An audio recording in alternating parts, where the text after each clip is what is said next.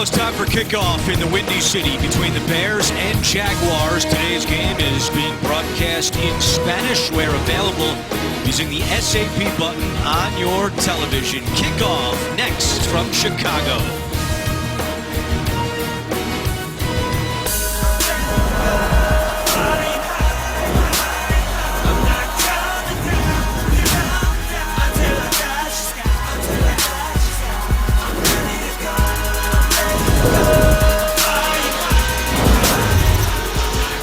Gus Bradley in his fourth season as Jacksonville's head coach, just 1-12 in his career against the NFC. And on the other sideline is John Fox in his second year for the Bears, trying to win back-to-back home games. Something has to give in this one. The Bears have lost 11 of their last 13 at home, while Jacksonville has lost 17 of its last 18 road games. The Jaguars won the toss. They have deferred, so Chicago will start. Deontay Thompson back deep, awaiting the kickoff from Jason Myers. Week 6 of the NFL on CBS. We're underway from Soldier Field, and this will be a touchback. The Bears will start at the 25-yard line, and it will be Brian Hoyer once again, making his fourth straight start for the injured Jay Cutler. Over 1,000 yards passing, 6 touchdowns, no interceptions. And the no interceptions with 140 pass attempts, the second longest streak in the NFL this season, behind Dak Prescott of the Cowboys. Chicago, second in the NFL yards per play, but they have the third fewest points per game, just 17 per game.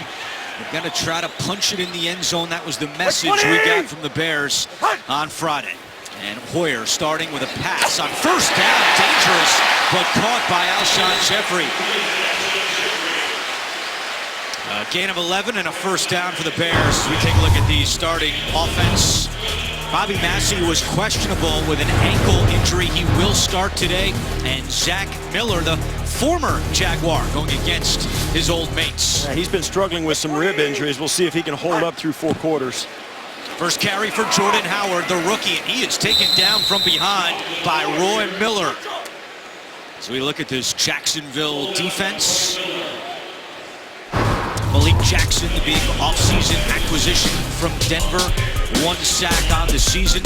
Keep an eye out for Miles Jack today. He is starting over Dan Skuta, who is active but still not 100% coming off a hip injury. And in the secondary, Deshaun Gibson was another question mark, but he's active and starting for Jacksonville. Yeah, they wanted to check him out this morning, see if he was going to be able to go. Tough day yesterday, but he's on the field today for the Jaguars. And nowhere to go again for the rookie Jordan Howard. Jacksonville will late flag coming in. Wow, this flag came in very late. It's almost like referee, Clete Blakeman. Bears asked for it, and the referee obliged them. It was late after the play from deep in the secondary. It looked like it was post-snap. I mean, post-play even. Personal foul, unnecessary roughness, defense, number 75, 15-yard penalty from the end of the run, first down, Chicago. It's on Jared Odrick. Odrick has got a little bit of a short fuse. This is after the play was over. You see there Paulson trying to get him.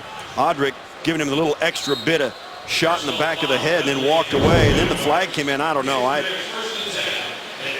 don't know. Well, already we're seeing a penalty on the Jaguars. They average over 10 per game, as Steve Berline highlighted in our open. Keep Clete quiet. Well, 20. A couple plays in, we've already heard from Clete Blakeman. Play action, Hoyer rolling right, throws, completes to Miller, but he's tackled immediately by Telvin Smith, third-year man out of Florida State. You really have to give kudos to this Jacksonville Jaguars defense. They really have played good football all season to this point. They've lost a lot of close games, but this defense only giving up a little over 300 yards a game, and they're making teams work for every single inch they get on the football field. 2nd and 10, it's Howard. And Howard, again, tripped up right around the line of scrimmage. He gets a yard on the play. Tyson Alu with the tackle. Yeah, you said it, Steve Berline. This is a defense in Jacksonville that all of a sudden, they got a lot of draft picks get on the field, and they are very fast, particularly at the linebacker spot. Now, Pozlosny may not be able to outrun people, but Miles Jack, Dante Fowler, 2 young guys got in there. And Gus Bradley told us yesterday, man, you put those guys on the field and all of a sudden we're pretty fast at linebacker. You can see it. They're getting to the edge of that run game quick. Bears fourth worst third down offense. Jaguars fourth worst third down defense. It's 3rd and 9. Boyer with time completes the pass short of a first down. And it's caught by Eddie Royal, but Paul Pusluzny right there. It's 4th and short, and John Fox sends out his punter, Pat O'Donnell. Great discipline by the Jaguars. Watch 51, Paul Pusluzny. He knows where that stake is, and they did a great job sitting in their zones, giving up the pass underneath the yard-to-gain marker, and sure enough, Chicago's out there to punt the football, and that's good, solid Gus Bradley defense right there. Brian Walters is back deep to return the punt. Rashad Green, the normal punt returner for the Jaguars, inactive with an Achilles injury. Walters lets it bounce inside the 10 and down right there. That's just the 2nd punt this year by O'Donnell inside the 10-yard line. So the Jaguars will be backed up for their first offensive possession. We're back in a moment. Jaguars start their first drive at the 10-yard line. Play action on first down. Bortles on the move, throws, and it's caught by Allen Robinson. Bortles had a lot of success outside the pocket 2 weeks ago against the Colts, and he gets it going early here with a gain of 18. Well, he is a very athletic big man. He's 6'5", 240 pounds, got a rifle of an arm, and right there on the move, he showed his athletic ability, delivers a strike to Allen Robinson. That's a good start for the Jaguars offense. Gives Jacksonville a little bit of breathing room. 1st and 10 from the 28. It's TJ Yeldon, and he is stuffed. That was Akeem Hicks coming up to meet the 2nd-year man, Yeldon. Blake Bortles, 7 touchdowns, 6 interceptions this season. So Bortles has a total of 7 turnovers in Jacksonville's first 4 games, although last time out against the Colts he was turnover free. The road number is not pretty. 1 and 14 as a starter on the road.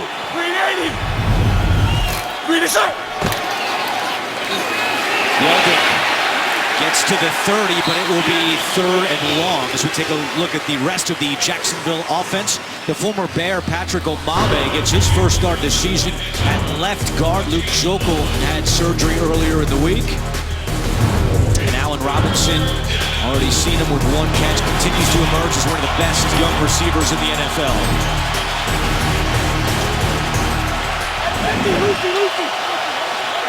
On 3rd and 8 or more this season, Jacksonville is 1 for 22. It's 3rd and 8.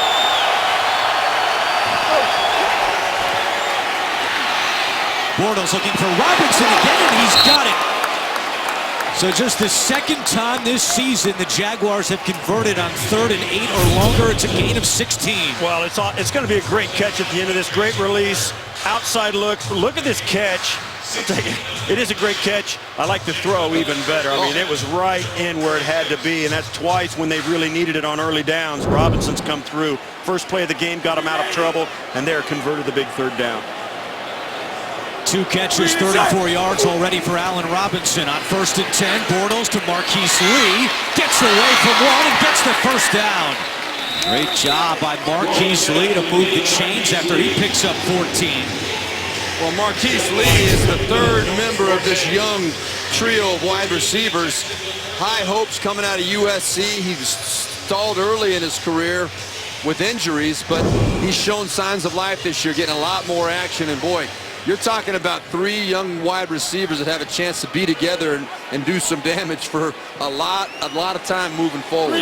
Bryce Callahan missed a tackle for the Bears defense. Chris Ivory at running back, and Ivory right up the middle, lowers the shoulder. Chris Ivory only had 20 carries so far this year with a big run for Jacksonville. Well, Jones Cordy got trucked at the end of it. I mean, he got up, hopped up, and said something to Ivory. But yeah, you win when you're Ivory coming through.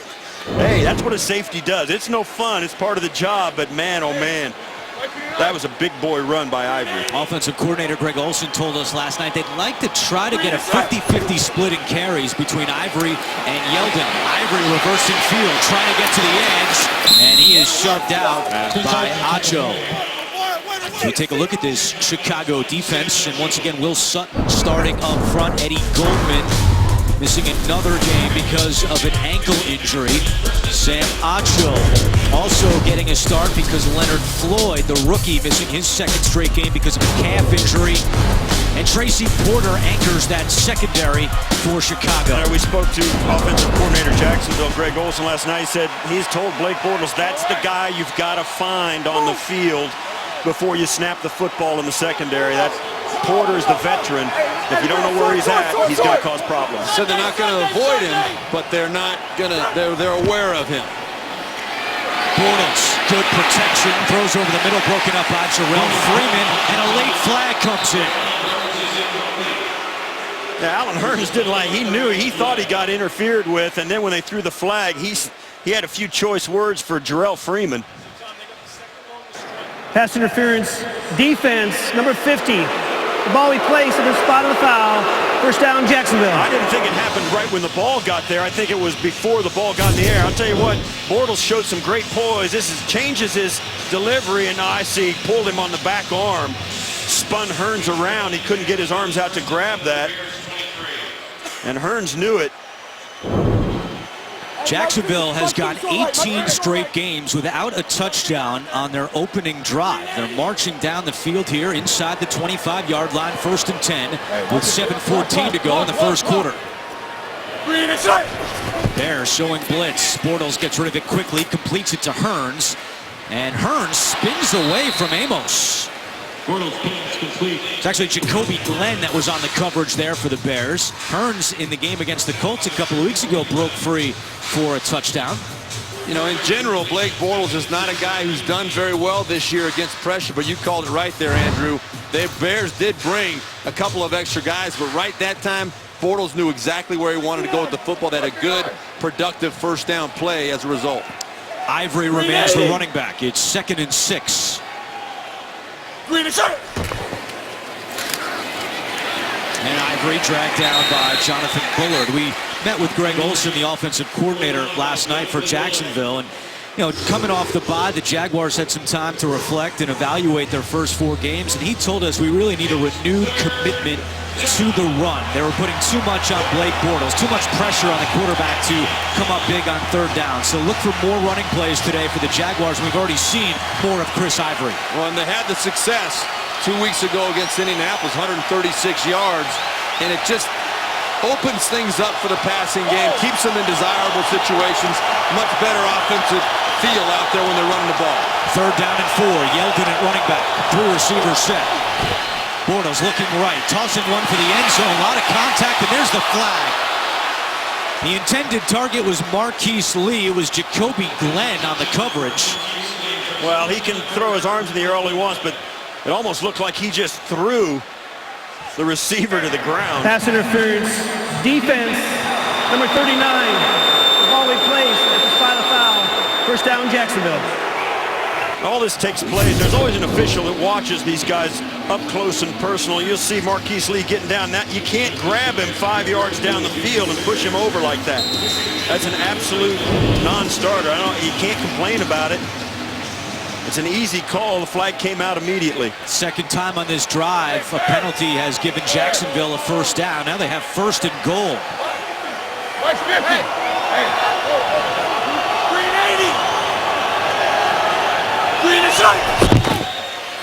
Ivory to the goal line, and he is just short. Now the Bears are indicating the ball came out, but the officials are pointing to the ground. Yeah, it did look like that ball popped out of there at some point. Officials think it was after Ivory was down. Yeah, here's what happens now. Because of that, they're going to get deeper in the play clock. They're going to take them a while to unwind. But the reaction of the players, no question, they thought it was out. And the ball came. Yeah, it looked like his arm hit the ground with the ball in it. Yeah, the ground caused that fumble, and they got that right. I'll tell you, a split second earlier, Jarrell Freeman was coming over the top with his. He's the one that knocked He did the that right ball thing. out. He almost got it, but he didn't. Split second earlier, that ball would have been out. Green 80. Second and goal. Green is shot.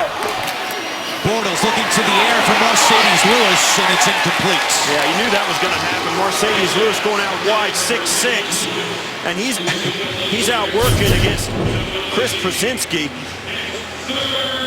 And that's just, you got a huge guy out there trying to work against a 5'11", 6-foot safety. You got to give it a try. Well, this is why the Jaguars brought in Chris Ivory. They wanted him to be their goal line back. 15 touchdowns the last 2 years with the Jets. And Ivory is next to Bortles on 3rd and goal.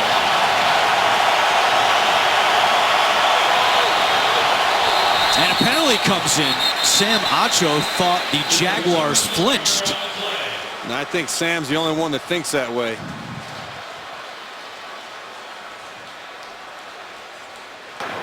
False start. Offense, number 68. 5-yard penalty. Still 3rd down. I didn't see it, Yeah. but obviously I'm wrong up here. Well, you want to know why both these teams are one win on the season. I didn't see too much there. You want to know why they have one win? This is it. Both teams get penalties at the wrong times. They make mistakes that cost them. They turn it over at critical times, and that's why you struggle to win. That's why both these teams struggle to score points at times. They do it to themselves. First penalty this year on Kelvin Beachum. Backs up the Jags. It remains 3rd and goal. Bortles looking to the air. Has time all day and fires to the end zone. And it's intercepted. Tracy Porter on the return. And Porter to the 23-yard line. 7th interception this season by Blake Bortles.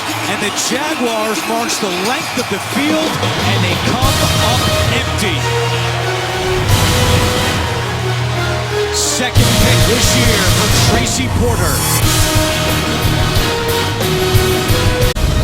The NFL on CBS is sponsored by Southwest. Yes to low fares with nothing to hide. That's transparency. Verizon. Welcome to Verizon LTE Advanced, the next-gen network. And by Ameriprise Financial.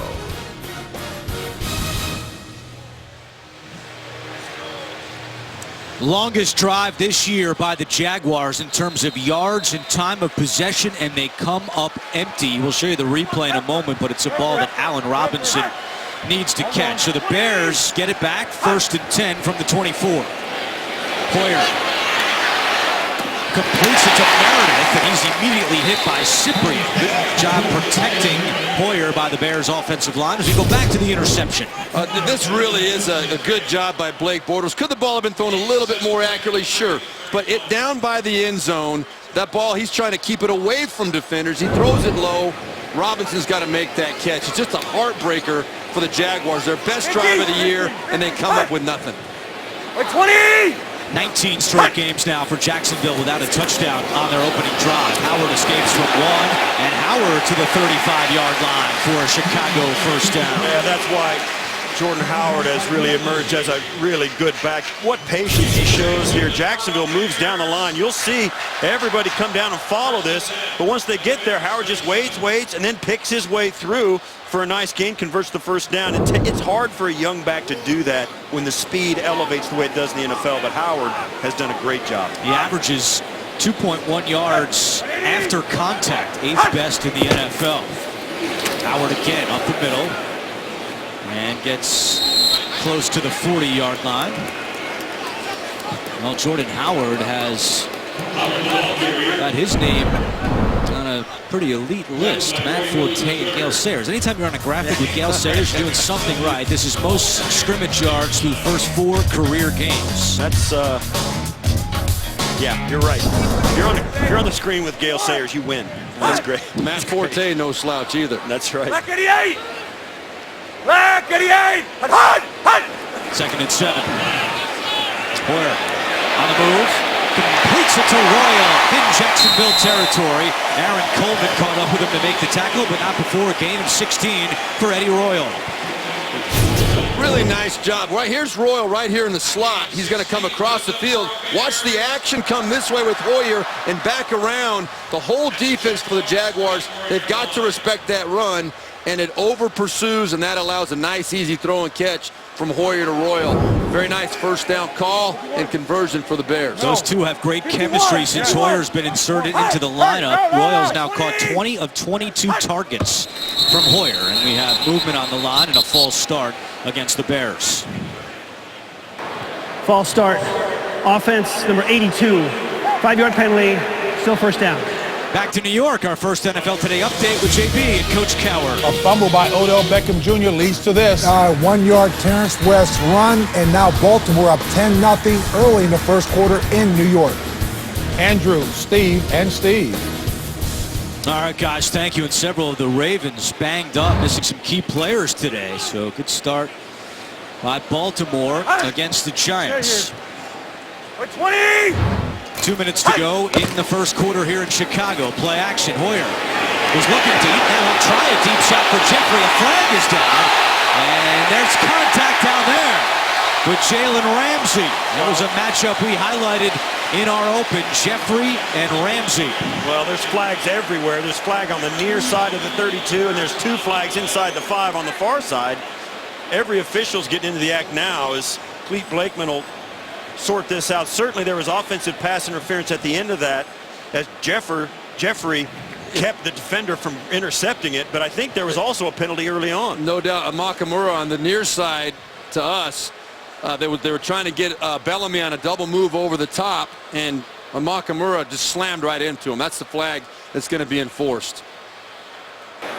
There are fouls against both teams on the play. Pass interference, offense number 17. Illegal contact, defense number 21.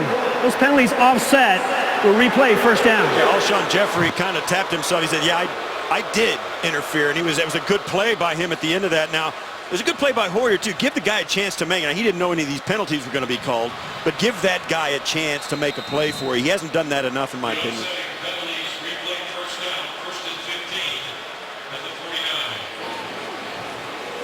The ball at the 49-yard line of Jacksonville, 1st and 15.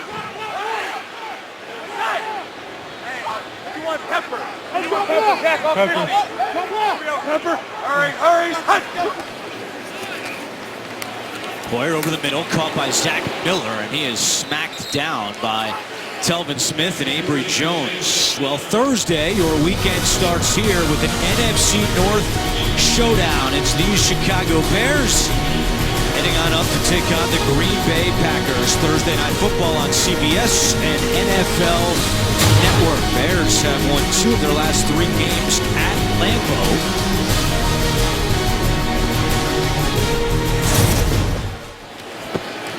And it's Cameron Meredith on the reception, and again, Jacksonville's defense right there. That looked like Jacksonville had their heads in the Bear huddle. They saw that play coming, and Puzluzny alerted the team to what was going to happen.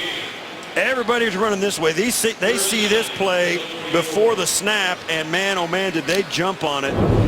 You see the speed of that Jaguars defense, too.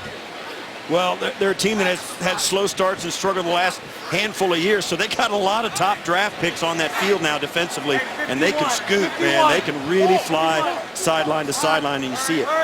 It's 3rd and 9. Hoyer looking sideline. Jeffrey's got it for a first down.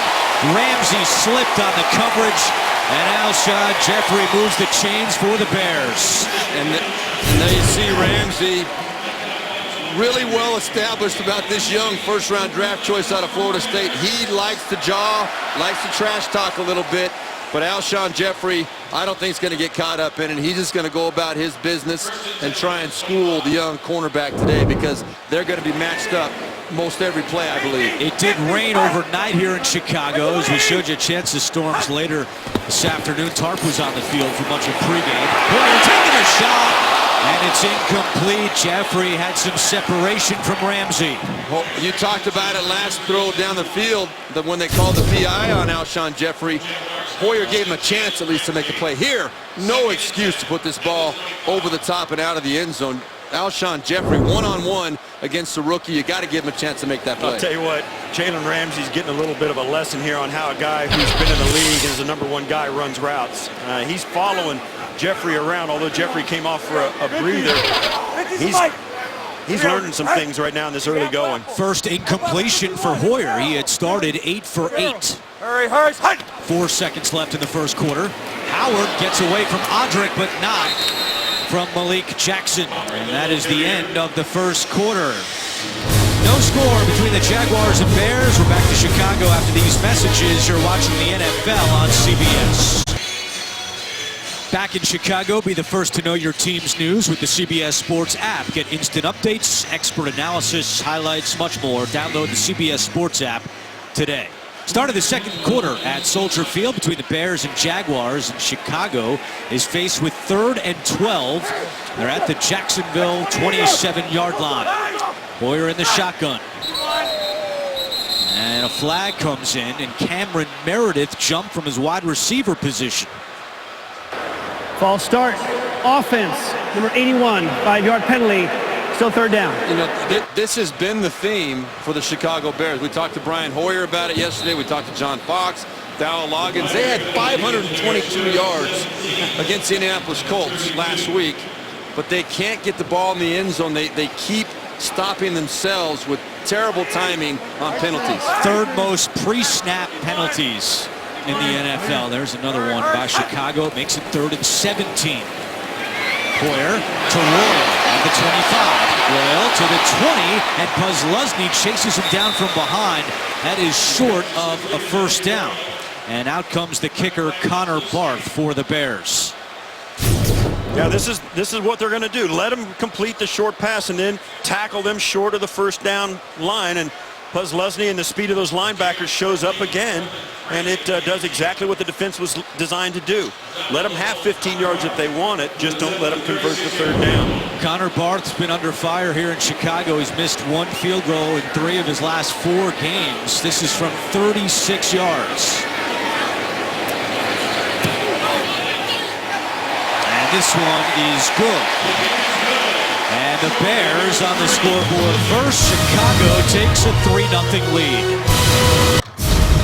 The NFL on CBS is sponsored by Fiat. And by Bud Light. Make the right call. Drink responsibly. With NFL Game Pass, replay the games you missed with condensed games in 45 minutes or the full broadcast versions. Get the new mid-season offer today at NFL.com/Game Pass. Corey Grant, the normal kick returner for the Jaguars, he's inactive today because of a toe injury. Marquise Lee is back deep. He has not returned to kickoff in his NFL career, and he still hasn't, as this one is through the end zone for a touchback. Jacksonville football when we come back. On Tuesday, members of this year's Bears rookie class and several Bears alumni participated in the Hometown Huddle taking place at a local children and family center.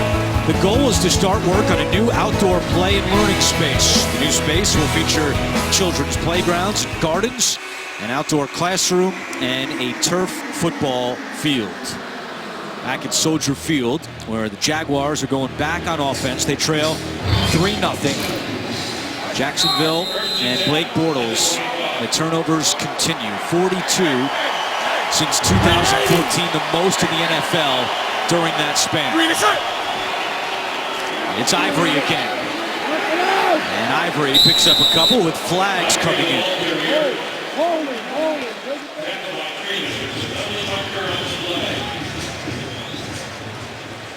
Appears to be a hold against Jacksonville. Holding. Offense, number 78. 10-yard penalty from the previous spot. Still first down. And that is on the right tackle, Jeremy Parnell. The 4th time this year he's been called for holding. He's working against Akeem Hicks. And just, boy. That's tough. I mean, I don't know about it's a change of direction. He just really, I didn't see his arm extended grabbing. I think he just kind of fell on top, but the referee obviously saw something we didn't there. Ivory. Nowhere to go for Chris Ivory. And I hate that play call. An option, a run option, quarterback read option. What are you going to do if Bortles has to keep it and then you got the whole defense chasing him with 20 yards before you convert? I mean, it's not really a play I like on a first down at 20. It's just, I mean, I think you got to throw the football on first down. You got to be balanced. Now you got second and 20, and you waste it down. Well, you run a draw play or a screen pass, something that gets the defense spread out. And you want to pick up at least half of it.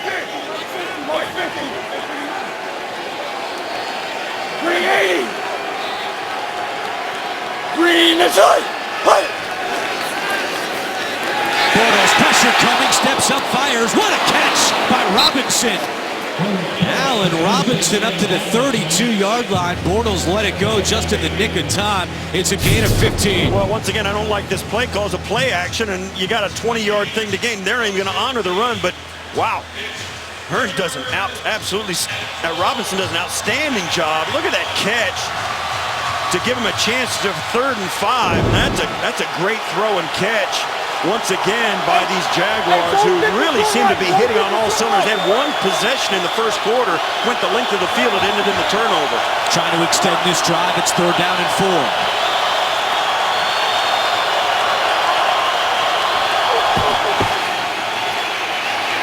Bortles hit as he throws, and it's incomplete. Jaguars thought maybe a penalty on the sideline. Pass was intended for Julius Thomas. You know, I thought so as well. I did too. We'll see. We'll get a chance to look at it here. He's kind of hanging on the shoulder there. I mean, I don't know how you don't call that. Yeah, that's usually the rule goes, the officials tell you, if they get a handful of jersey and pull it away from the body, it's a penalty, but the official standing behind it couldn't see. And that was 15 or 20 yards down the field, too. Yeah. First punt today for Brad Nortman, and it's Eddie Royal awaiting the kick at his own 19-yard line.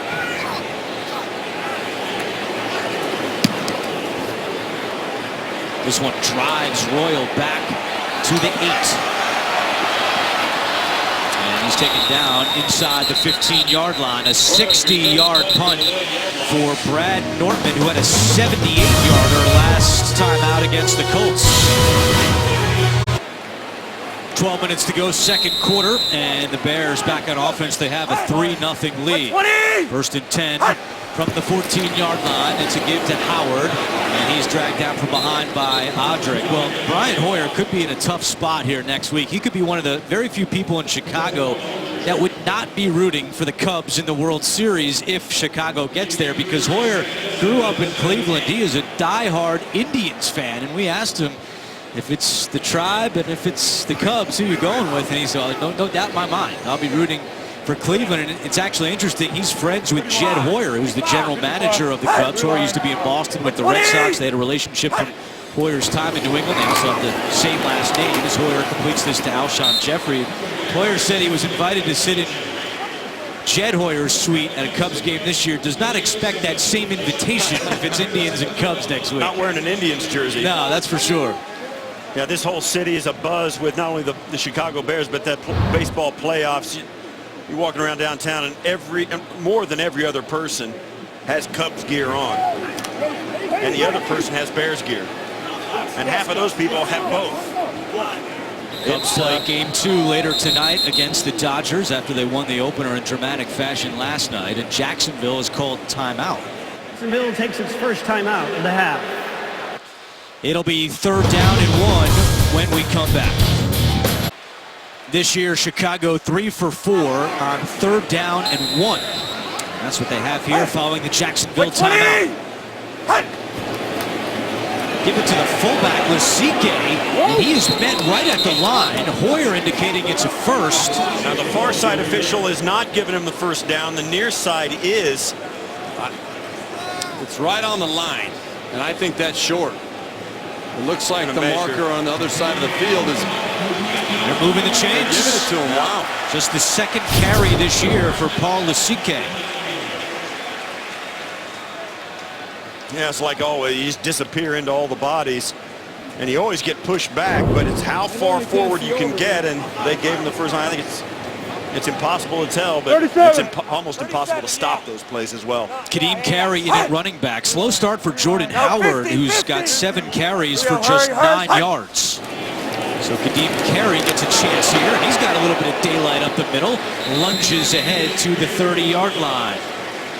Tonight on CBS, NCIS Los Angeles faces off against an assassin. Don't miss an action-packed new episode tonight after 60 minutes, only CBS.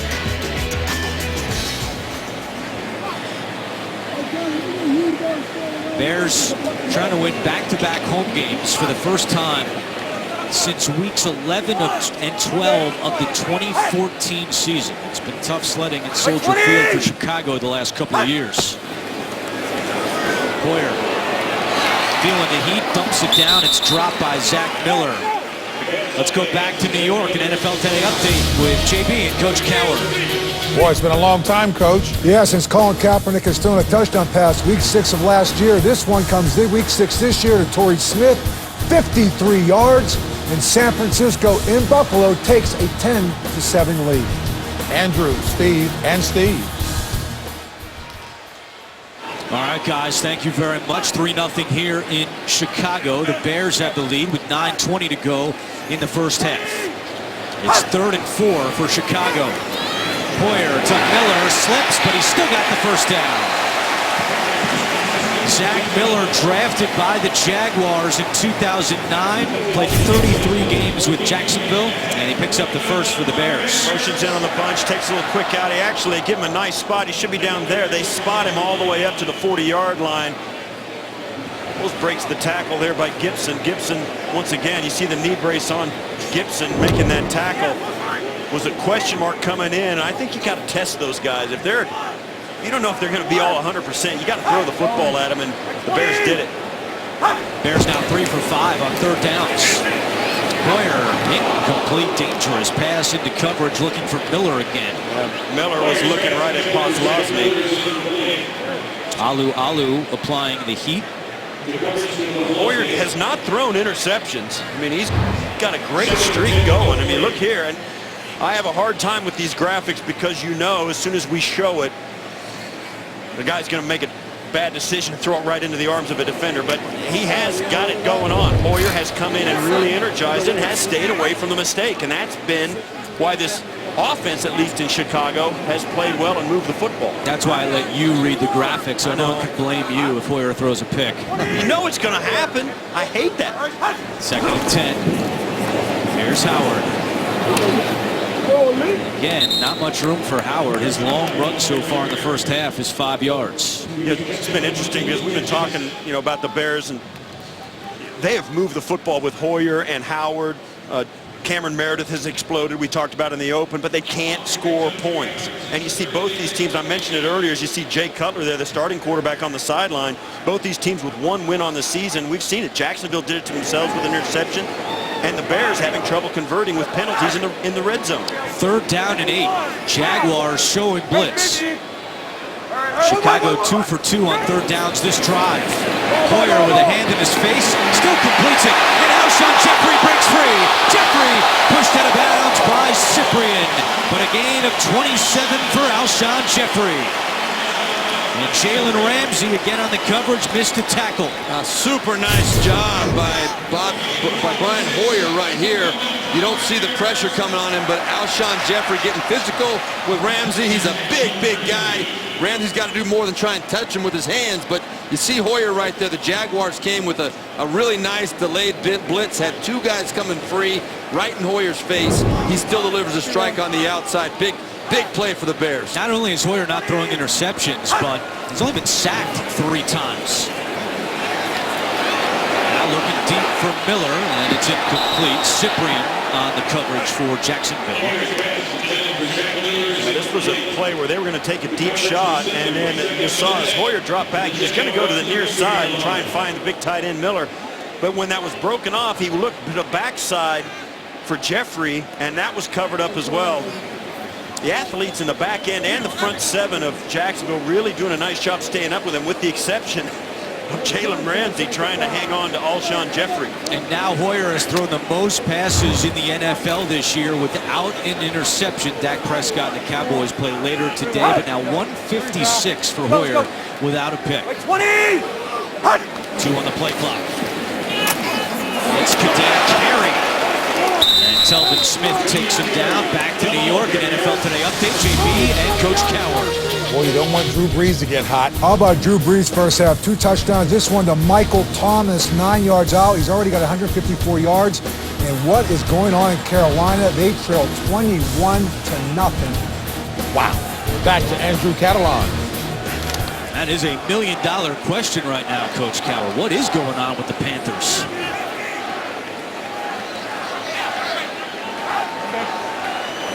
Twelfth play of the drive. 3rd and 3 for the Bears. Poyer, quick pass, caught by Meredith right at the sticks. He's taken down by Abukamara, but it's good for another Chicago first down. Well, this Cameron Meredith is a kid that really has stepped up in the absence of Kevin White. Had a big game last week, 9 catches for 130 yards against the Colts. And Gus Bradley, he said, we're looking at the film, you know Kevin White's out, and then all of a sudden this other guy, number 81, starts flashing. Like, where did this guy come from? He really looks like a good player. Push! Like 20!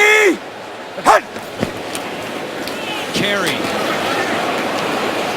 gets a couple. We've seen more of Carey than Howard on this drive for the Bears. A little extracurricular after that play. This is the area of the field which has been a big point of emphasis for the Bears this week. We said it before, they're second in the NFL in yards per play, but they scored the 3rd fewest points per game. They scored just 17 per game. They have to punch these types of drives into the end zone. They've got it 2nd and 8 with 5:20 to go in the first half.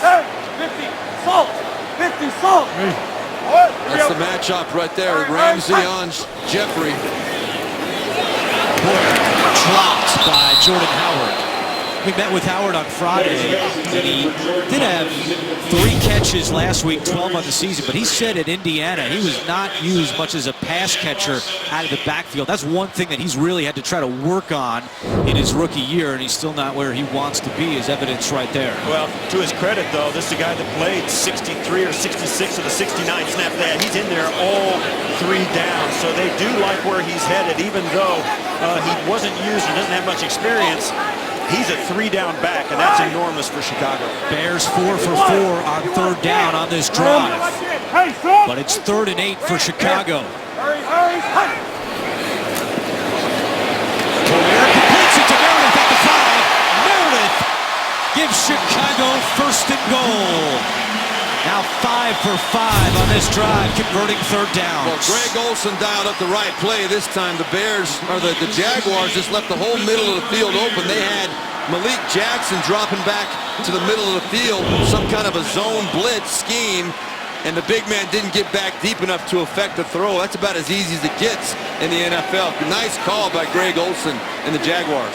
Bears only have 2 rushing touchdowns this season, none since week 2. On 1st and goal, Howard takes it in. Touchdown, Bears.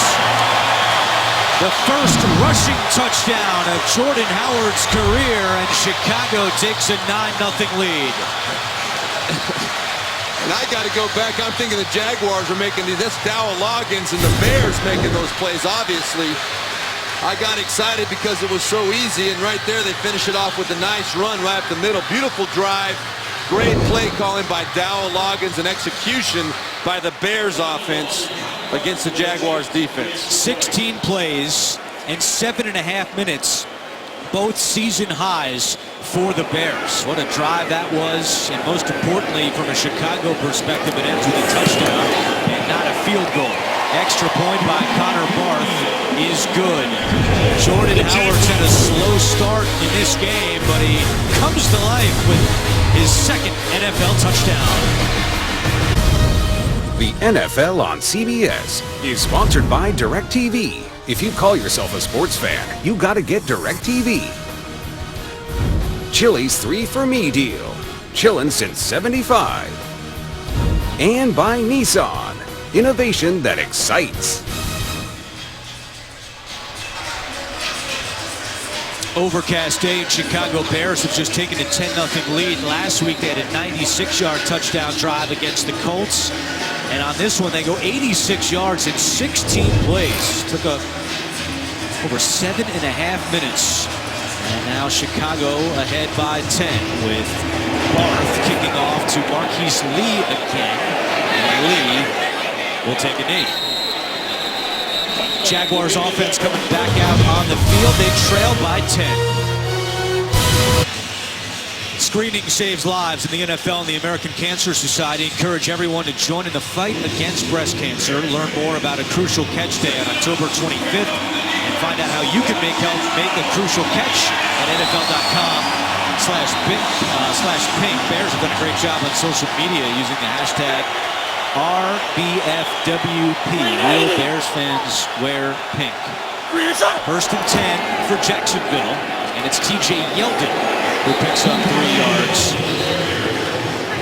This is a critical drive for Blake Bortles and the Jacksonville Jaguars. You know, they had the great drive to open the game, come at it with nothing, really nothing since then. They haven't had many plays today. When you look at the overall number of plays, Jaguars only 16 plays on the day. They've got to get something on the board going into halftime. Bears have run twice as many plays as Jacksonville. This is just the 3rd drive for the Jaguars. Inside 4 minutes to go in the first half. Bortles and Yeldon could not get a handle on it. Well, the Bears have not shut out an opponent in the first half in 63 consecutive games. That's the longest active streak in the NFL. They're 348 away from blanking the Jaguars and ending that streak. Both these clubs feel like they have been very close to turning the corner and start getting wins instead of losses.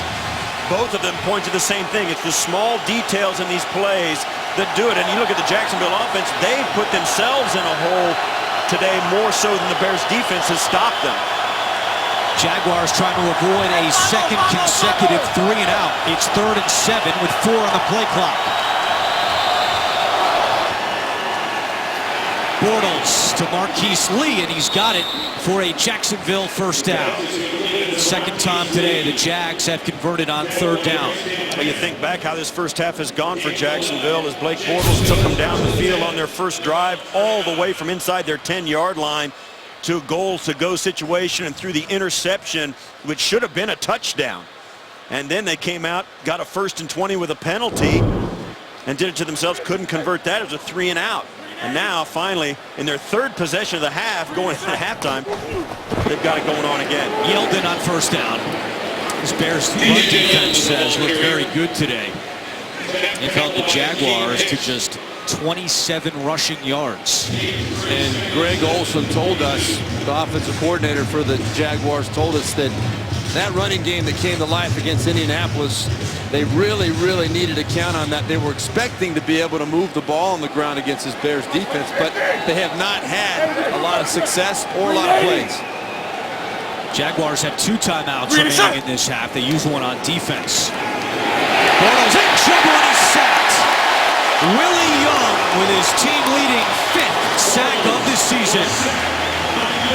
Well, when you're expecting a defensive end to be blocked by a tight end, like right here, that's Julius Thomas. He is not going to be able to hold up against a defensive end, especially with the quarterback trying to roll out that way. That was a lack of execution. Either Julius Thomas was supposed to be outside, forcing Willie Young inside, or that was just a bad design on the play. Bears had a season-high 5 sacks last week against the Colts, including 3 by Young. He tacks another one to his total with a 2-minute warning. Coming up on the Verizon Halftime Report, join JB, Tony, Bart, Boomer, Coach Cower. All the latest NFL scores and highlights. Also a preview of Thursday Night Football. It's all coming up on the Verizon Halftime Report. 3rd and 16. And Bortles, his pass is ruled a fumble. No, they're called now. That's got to be incomplete. Allen Hurns is still down on the ground. He took a big hit, could not hold on to the football, and Hurns is now being attended to. It was Harold Jones-Corte who leveled Hurns. Brings up 4th down. We saw earlier in the day, Jones-Corte took a shot on the running game, probably anxious to get a little bit of it back. Great throw. Hurns just got stripped of the ball. Trevathan comes in as a linebacker, and he actually... That was helmet to helmet.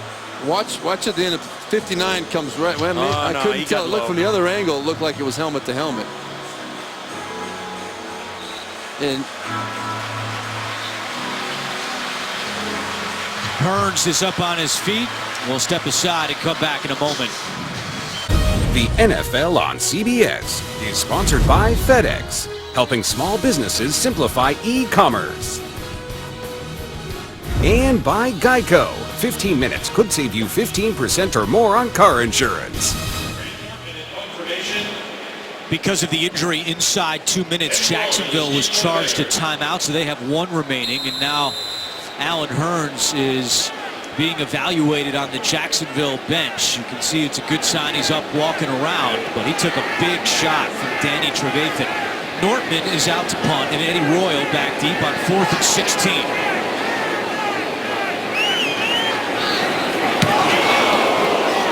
Nortman gets it away. Royal with a fair catch at the 22, and let's go back to that hit by Trevathan. Well, he's being guarded by Jones-Quartey, and then Danny Trevathan comes in, and you'll see Trevathan's helmet grazes across the front, and his head was down. His head was the down. crown of his helmet. Yeah, and it was, you can see there, I mean, that's never a good sign.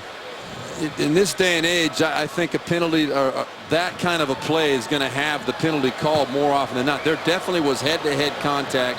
Trevathan's head was down. Well, fortunately, Allen Hearns is up walking around on the sideline, but I think what will happen is Trevathan will probably get a little note in a FedEx package that with a bill in it. So 3 timeouts for the Bears, 1:47 to go, and Hoyer's pass is incomplete. Eddie Royal slipped. Paul Posluszny was almost there to make that play. 4th drive today by Chicago. First one was a punt, but they've scored 10 points on their last 2 drives. Brian Hoyer is 14 for 20 for 143 yards. He hands it off to Howard, and Howard is dragged down by Malik Jackson. And Chicago just content with letting some time tick off the clock. Jacksonville with only 1 timeout remaining. Yeah, this is, you're exactly right. You got a 10-point lead. Come right there all the way down the line. That's a great play by Malik Jackson. He is a big guy who can run right down the line. 6'5", 300 pounds, and he ran that play down. That's the kind of athletes this Jacksonville team has defensively. 3rd down and 6. Bears are 6 for 8 on 3rd downs. They've made 5 in a row. Hoyer. That's caught by Jeffrey for a first down right in front of Jalen Ramsey. 5th catch today for Alshon Jeffrey. He's got 77 yards receiving in the first half. Well, it's not getting any better for Jalen Ramsey. Alshon Jeffrey is really having a good first half. Bears hustle to the line on 1st and 10. Hoyer, and that one is incomplete. Intended for Meredith, and it was Prince Amukamara on the coverage. That stops the clock with 36 seconds to go. Yeah, coming into this game, Chicago was 29th in the NFL on 3rd down percentage. They were 2 of 9 against Indianapolis. Indianapolis is not a good defense. And today, against a much better Jacksonville defense, they've converted as much as they've needed to. I mean, this is the Jaguars defense, the one area they've struggled is 3rd down. They're 29th in the league on 3rd down despite all the other numbers. So the Bears taking advantage of that today, exposing them. 2nd and 10. Hoyer, sideline, Jeffrey, he's got another 6th catch for Alshon Jeffrey. Remember all those whispers about Hoyer wasn't finding Jeffrey enough? Well, number 6 for Jeffrey today. Don't forget, coming up on the Verizon halftime report, JB, Tony, Bart, Boomer, Coach Coward, all the latest NFL scores and highlights. Also a preview of the Thursday night game between these Bears and the Packers, all coming up on the Verizon halftime report. Last week, Alshon Jeffrey had 5 catches for the game, already more than that here in the first half. He's got Jalen Ramsey shaking his head already, too. He's got him confused right now. On 1st and 10. Hoyer looking for Meredith. Then Amukamara, stride for stride. Was he too close? A flag is down. Yeah, this really changes everything now for the Chicago Bears. We said earlier in this drive they were going to be content to run this football, see how it went. Well, with those completions, now with 25 seconds left, and now what looks to be a pass interference penalty or an illegal contact penalty, they're thinking score. Amukamara is saying the ball was uncatchable. It's going to be illegal contact or perhaps interference. The ball was in the air.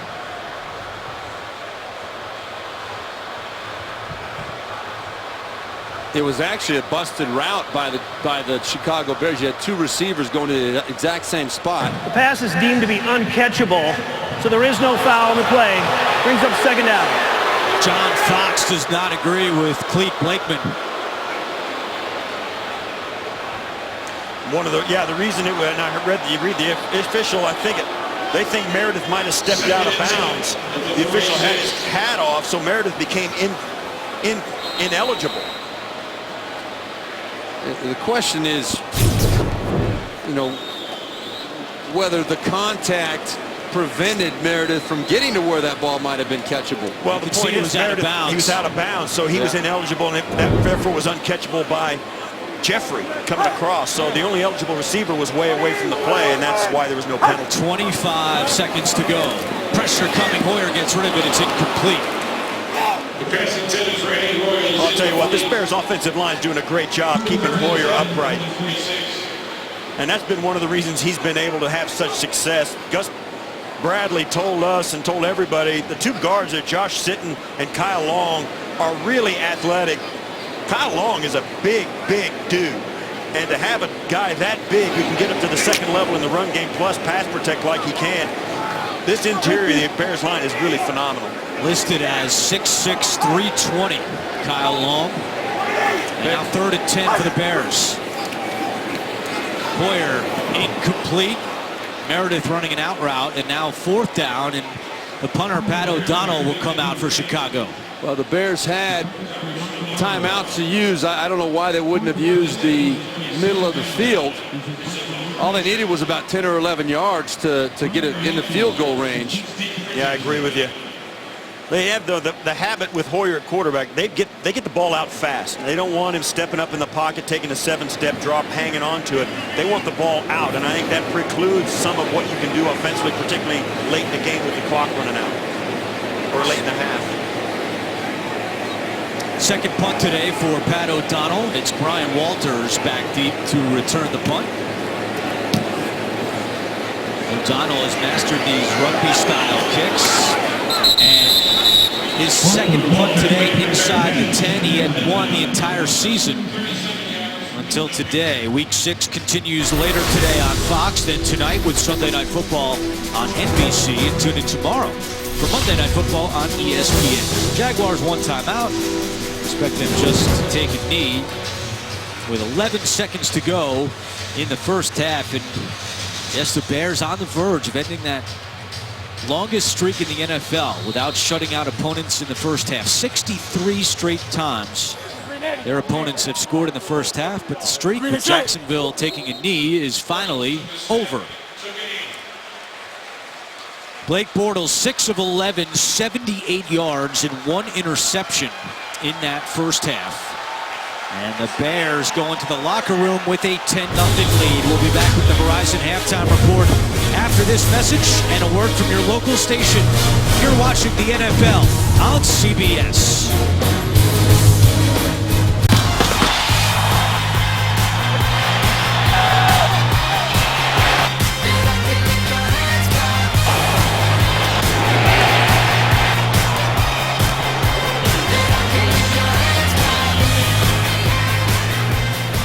All Bears in the first half. They shut out the Jags through 2 quarters. It's 10-0 Chicago. Back in the booth with Steve Berline and Steve Tasker. I'm Andrew Catalon. Key stat from that first half, 3rd down. Chicago was 7 for 10 on offense.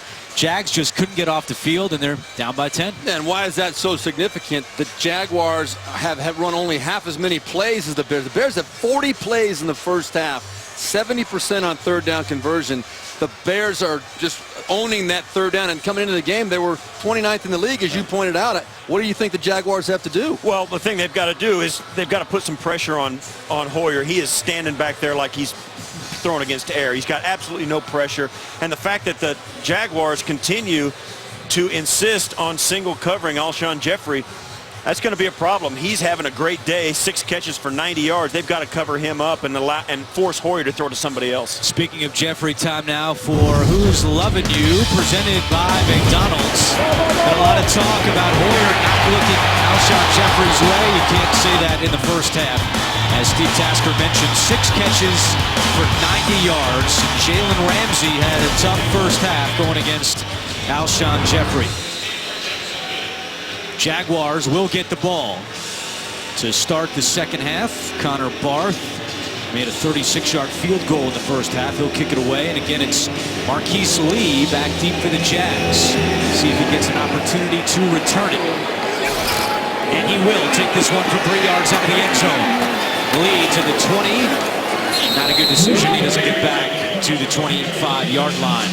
Let's take a look at some more of the halftime numbers. Jaguars less than 100 yards of offense. Steve Berline mentioned the plays as well. 40 for the Bears, only 22 for Jacksonville. You look at all of them, time of possession, all of it, and you combine that with the fact that the Jaguars had the frustrating end to their initial drive. Everything was going so positive. It's hard to go into a locker room with only negative things to talk about. But they've got a whole half of football only to make up 10 points. Bortles looking to the air, and over the middle, the pass is incomplete. Intended for Allen Robinson after a 4-for-4 start. Blake Bortles is now 2 for his last 8 with an interception. When we talked to Greg Olson, he said it's constantly something with Blake Bortles he's got to do. They've got to work on his mechanics, and his accuracy is one of the things that really stands out. The throw like that was behind Allen Robinson. It could have been caught, yes, but that ball needs to be delivered more consistently and in a good spot for the receiver to catch that ball. Yeldon. Nowhere to run for Jacksonville today. They have just 27 yards on the ground. Well, I think both these teams, you think about it, it's one of the rare times in the NFL during the scheduling where both these teams come in having their last game been against the same opponent. Jacksonville beating Indianapolis in London and actually ran the football very well against them. And, of course, the Bears losing a tight one here to Indianapolis last week. Neither one of these teams should really feel like they got anything done offensively against that defense. Indianapolis has struggled, but both of them felt like they were turning the corner because of their success. 3rd down and 9. Bortles out of the shotgun. Acho coming with pressure. Bortles incomplete. Looking for Julius Thomas, and about the worst thing the Jags could do would go 3 and out. That's exactly what happens here, second time today. And again, we're talking accuracy, all right? Here's Julius Thomas right here. All he's going to do is run up and run. And there's nobody in Blake Bortles' lane to affect this throw. It should have been right on Julius Thomas right there out of the break. It's high and in front of him. Those are the plays that you have to make on a regular basis. That's the difference maker for Blake Bortles right now. He's 6 for 13, and here's Brad Nortman. His 3rd punt of the day. Eddie Royal backtracks to the 20. Flag is down as Royal gets to the 29-yard line. There's actually now 2 flags on the play. By Allen Robinson. There's the penalty marker on the play. 7 accepted penalties combined in the first half. 4 for the Bears, 3 on Jacksonville. During the return, illegal block in the back, return team number 39. 10-yard penalty from the spot of the foul, 1st down. That's on Jacoby Glenn. 13:51 to go, 3rd quarter. Bears lead 10-0. Bears had an 86-yard scoring drive in the first half. Here they start at their own 9-yard line with their first possession of the second half. Hoyer to Meredith, and he's got it at the 25-yard line. A 1st down for Chicago, a gain of 16. And you see the difference here. Now, Brian Hoyer coming out the second half. He's a guy that is a high percentage completion guy. Same type of throw to start the second half off for him, but Brian Hoyer delivers a catchable ball, and the Bears are off and moving now. 50. All right, Harris. Howard at running back. It's actually Kadeem Carey, and he gets to the 29-yard line. That's the 4th carry for Carey, and Howard Just 10 carries for 16 yards. Jacksonville's defense done a good job on the rookie who's rushed for over 100 yards in each of the last 2 games. Yeah, the big story, though, is what we spoke about at halftime. Third downs. I mean, the Bears just stay on the field offensively. They've limited Jacksonville's opportunities, so they not only have they not had success, they can't even find a rhythm offensively, and that it's carried over into the second half with a 3 and out on their first drive, and the Bears once again just methodically moving the football. Kadeem Carey, tough pitch from Hoyer. Carey's able to corral it, and he gets to the 32. But here's what we were talking about in the first half. Chicago 7 for 10 on third down conversions. Well, it's a matchup we knew was going to take place. On the outside is Gibson there, hits it from Zach Miller, and then of course Alshon Jeffrey really having a big. We've been talking a little bit in the press and the media about how little Alshon Jeffries had contributed, but even everybody was getting into the act. And Hoyer, I mean, if you're going to complete 70% of your passes, you're a tough out. Number 1 in the NFL in completion percentage. Third down and 4. Hoyer dropped by Carey, and he had room to run down the sideline.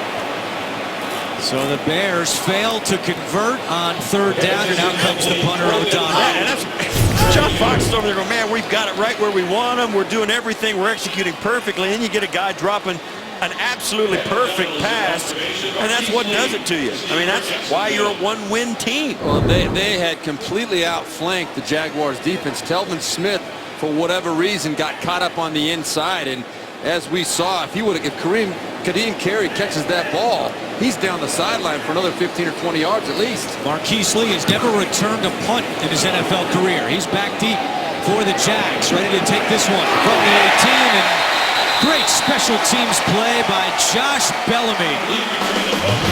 A 50-yard punt, a return of just 2 after Bellamy comes up big on special teams. The NFL on CBS is sponsored by Southwest. Yes to low fares with nothing to hide. That's transparency. Inferno, in theaters October 28th. And by Toyota.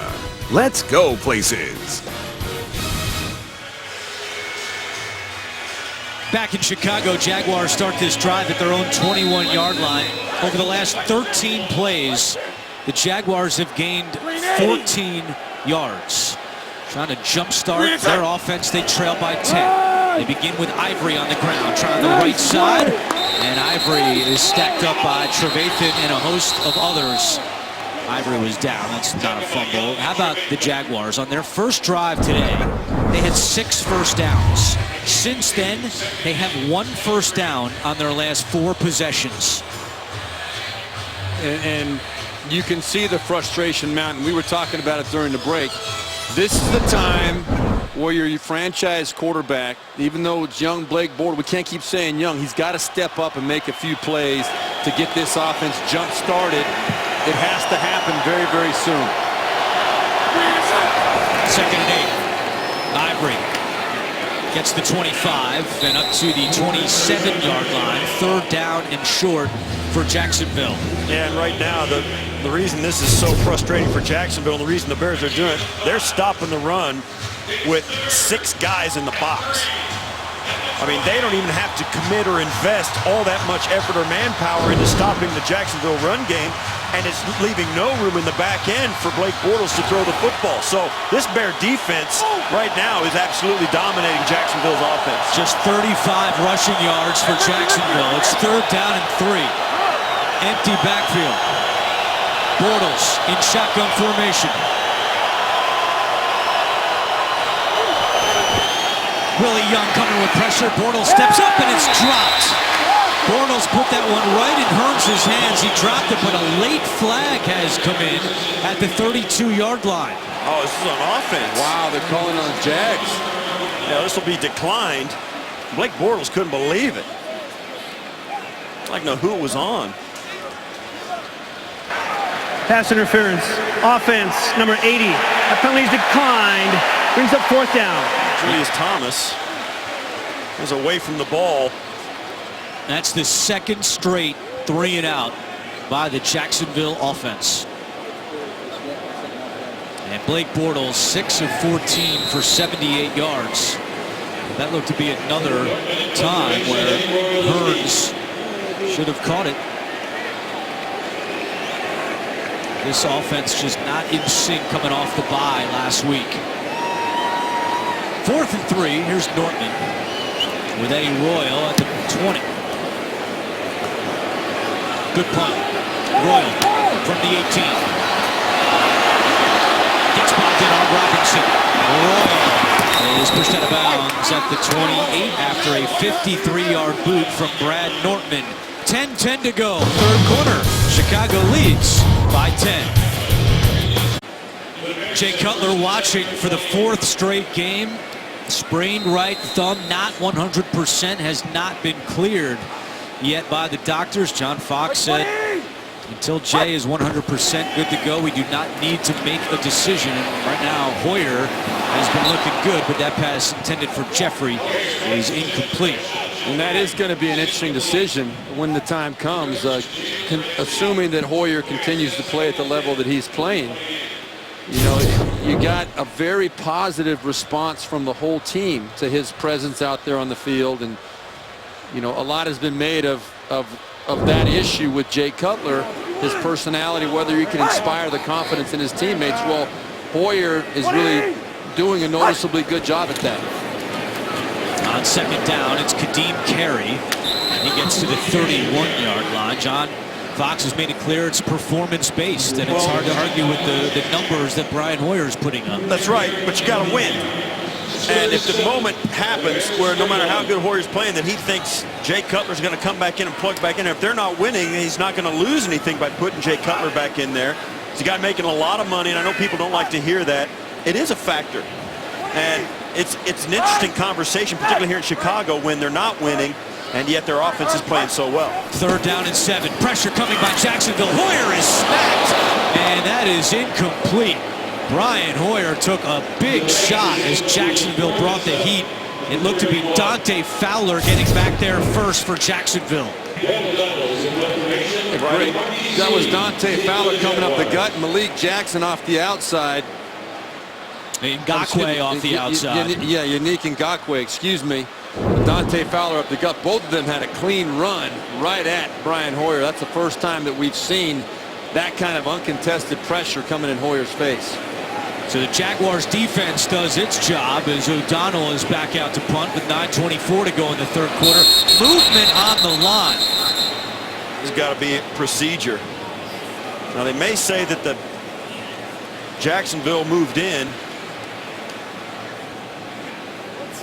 but it's 4th and 7.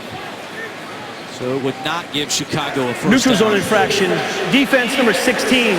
It's a 5-yard penalty. It's still 4th down. Yeah, you get to this 4th down on a 4th and 7. One reason they got to is because Jacksonville brought pressure. Now, the problem is they should say, hey, bring pressure more often. They don't want to do that when it's 3rd and 3. They bring pressure when it's 3rd and long, and unfortunately for Jacksonville, they haven't been 3rd and long very much. Penalty makes it 4th and 2. Again, Marquise Lee back deep to return the punt.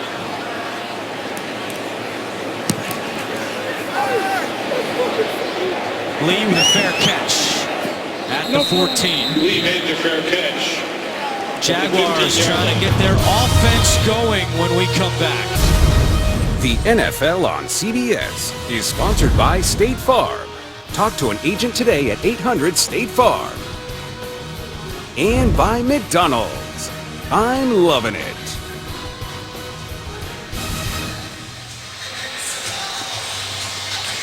Third quarter at Soldier Field, 9:16 to go in the 3rd. Blake Bortles has thrown 4 straight incompletions. He's 2 for his last 10 after starting 4 for 4. Jaguars start this drive at the 15. They have not started a drive inside the 20 this season and gone on to score a touchdown. Trying to change that here, but Ivory going the wrong way on 1st down. Christian Jones meeting him in the backfield. It's interesting because you see Jacksonville all of a sudden after a really sharp-looking first drive of the game where Bortles was 4 for 4 before throwing what should have been a touchdown ending up in an interception. Now they have struggled mightily against this Bears defense, and you think something has got to change for this Jacksonville offense. You think of what adjustment they can make, but really the only thing is they got to complete some passes and make some plays. Bortles. And Marquise Lee makes the catch. Tripped up by Bryce Callahan. It will be 3rd down for Jacksonville. And this Bears rush defense, going back to Steve Tasker's point, they're 24th in the NFL. They give up 118 yards per game on the ground. Jacksonville with just 35 rushing yards, and that's affected them in the pass game. We met with Greg Olsen last night. He said, if we get the ball going on the ground, we'll take some deep shots. They haven't had that opportunity because they can't get their ground game going, and now faced with another 3rd down. It's 3rd and 4. Just 2 for 7 on 3rd downs today. Bortles rolling right, throws, and that pass is incomplete. Another 3 and out by Jacksonville, their 3rd straight 3 and out. Well, it's always about run and stop the run. And this Bears defense, they're stopping the run. Yeldon has not been able to get going. You see that? I mean, they are just mucking everything up in the middle for this Jacksonville offense. They cannot run downhill. They can't get to the edge. John Fox's crew doing an outstanding job just bottling up this Jacksonville run game, and that leads to all the lack of success every place else in the Jacksonville offense. And this is going to start to hurt the Jacksonville defense because they've been out in the field so much. 3rd straight 3 and out. They're going to have to go right back out there and try to take the ball back for their offense as Nortman takes the snap. Eddie Royal comes way up, short punt. Royal's going to let it bounce. Bounces at the 44. Does take a Jacksonville roll all the way to the 20. That's why you got to catch the punt in the NFL. You got to make every attempt to field those kicks. A 59-yard punt for Nortman. Saturday, the best game from the best conference trots out Trevor Knight and the Aggies of Texas A&M against Jalen Hurts and the #1 Crimson Tide. Festivities start with college football today. That last punt by Nortman bounced 22 yards, which is longer than any play Jacksonville has run on offense so far in this game. Their longest play is an 18-yard completion from Blake Bortles to Allen Robinson. Yet, who comes up with these stats? We have our ace statistician Mike Notaro and our crew in the truck all over it. That said, it's still a 10-point game. Exactly right. That's the point from the Jaguars' perspective. It's Howard, and he stretches out to the 24-yard line.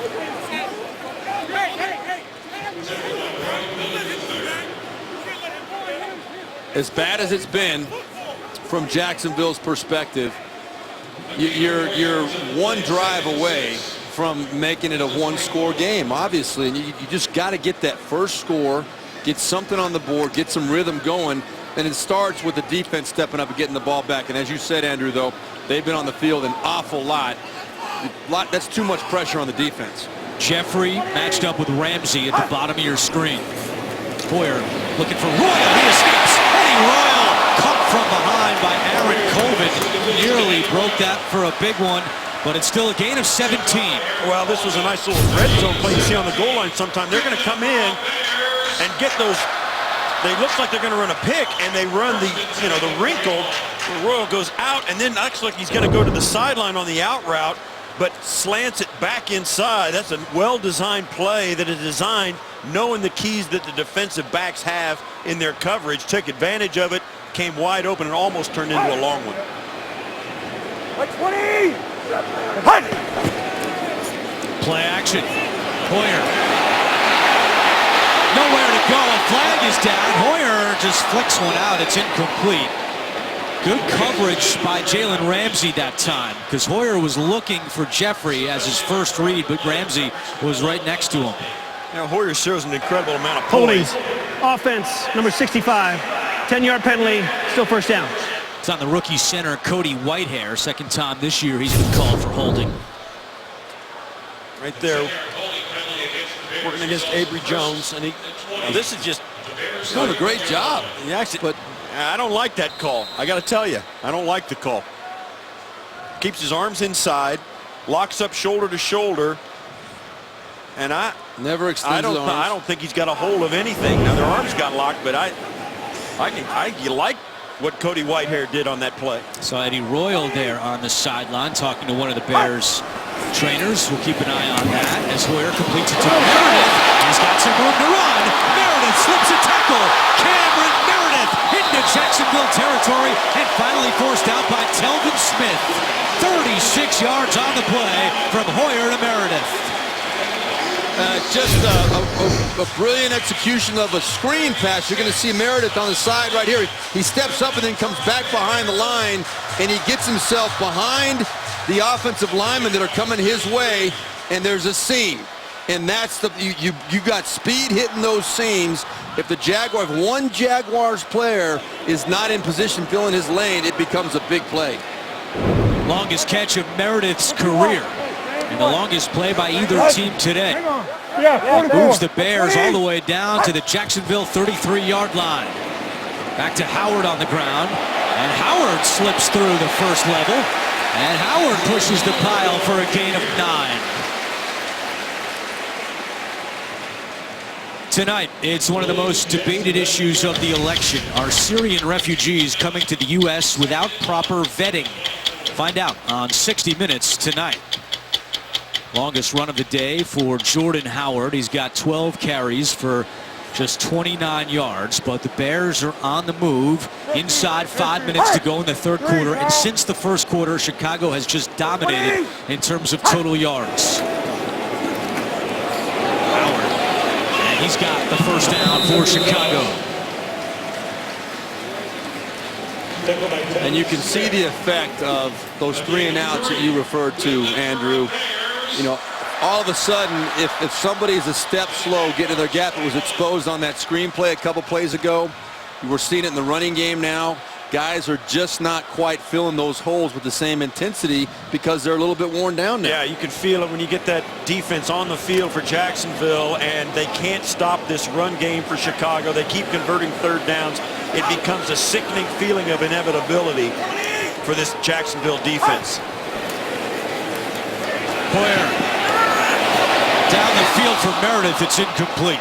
Yeah, this was a blown pass route by the Bears. You see they're talking to each other. Meredith getting mixed up with Logan Paulson. Both those guys were going to the same spot in the field, and that kind of mushed it up for Hoyer to actually see who was going to come out to the corner. Paulson and Meredith were actually running the same route and got tangled up at the top of the stem. It ruined the play. I think Paulson was trying to clear it out for Meredith, but Paulson got hung up, and then he tripped up Meredith coming underneath him. Ka'Deem Carey gets the call on second down. Carey slips through inside the 10 and out of bounds at the 5-yard line. A 16-yard run for Carey. First and goal, Chicago. They ran right out of his shoe on this run as he's going to come out. Somebody's going to get a hold of him down low, and whoop, right there, Leslie pulls his shoe off. He gets to the sideline, high stepping. That's everything's going your way when they start to undress you in the backfield and you still make a positive gain. So first and goal for the Bears, and Jordan Howard in at running back as Carey attends to his shoe. 20! It's Howard, stuffed at the line. Dante Fowler, Avery Jones combined to make the tackle as we approach 3 minutes to go in the third quarter. This has just been a methodical drive by the Bears, doing anything they want, really, and they're looking at themselves in the huddle saying they can't stop us, only we can stop ourselves. And particularly with the running game being as big a factor as it is now, it is really going to be difficult for this Jacksonville team. Miller, and Miller is hit hard at the line. That was Paul Posluszny, who earlier today passed Mike Peterson to move into third all-time in Jaguars history in tackles. That one was Paul Posluszny and a bunch of help. Great job by the Jaguars in general, sniffing out that screen pass. Individually, Posluszny is the one that made the stop, but that was the best play the Jaguars have had defensively in a long time. Third and goal from the 6-yard line. 51. Hurry, hurry, hut! Hoyer fires end zone, incomplete. Miscommunication with Alshon Jeffrey, and the Jacksonville defense will force a field goal attempt by Connor Barth. We said coming into the game, as good as this Chicago offense has played, they have struggled to score points. See, Jeffrey comes in, they pass it off, do a nice job in the secondary as Gibson picks up Jeffrey as he comes across the back of the end zone, and it's just a bad throw by Hoyer. He was thinking he was going to be someplace else. 24-yard field goal attempt by Connor Barth. He is 6 for 9 on the season.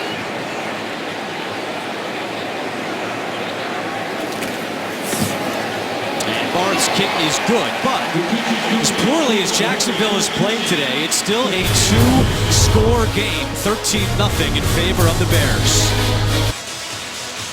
Tomorrow, it's a night full of laughs, starting with all new episodes of TV's #1 comedy, The Big Bang Theory, followed by TV's #1 new comedy, Kevin Can Wait.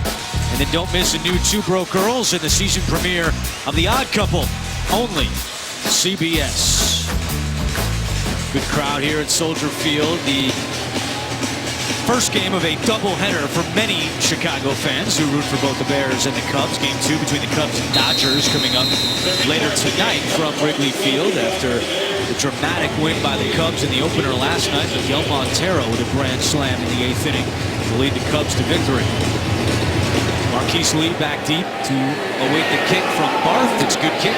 And a touchback. Jacksonville will take it at the 25-yard line. Jaguars had 111 yards of offense, Steve Berline. How do they get this offense going here late third quarter? You know, they're having opportunities. They've missed the opportunities they've had so far in this second half. And I truly believe it's a matter of just converting a couple of third downs or making a couple of plays in first and second down, getting the chains moving, having something positive happen. They're getting opportunities to get the ball to people up the field, but they have not been converting at all. Just 27 yards on their last 19 plays.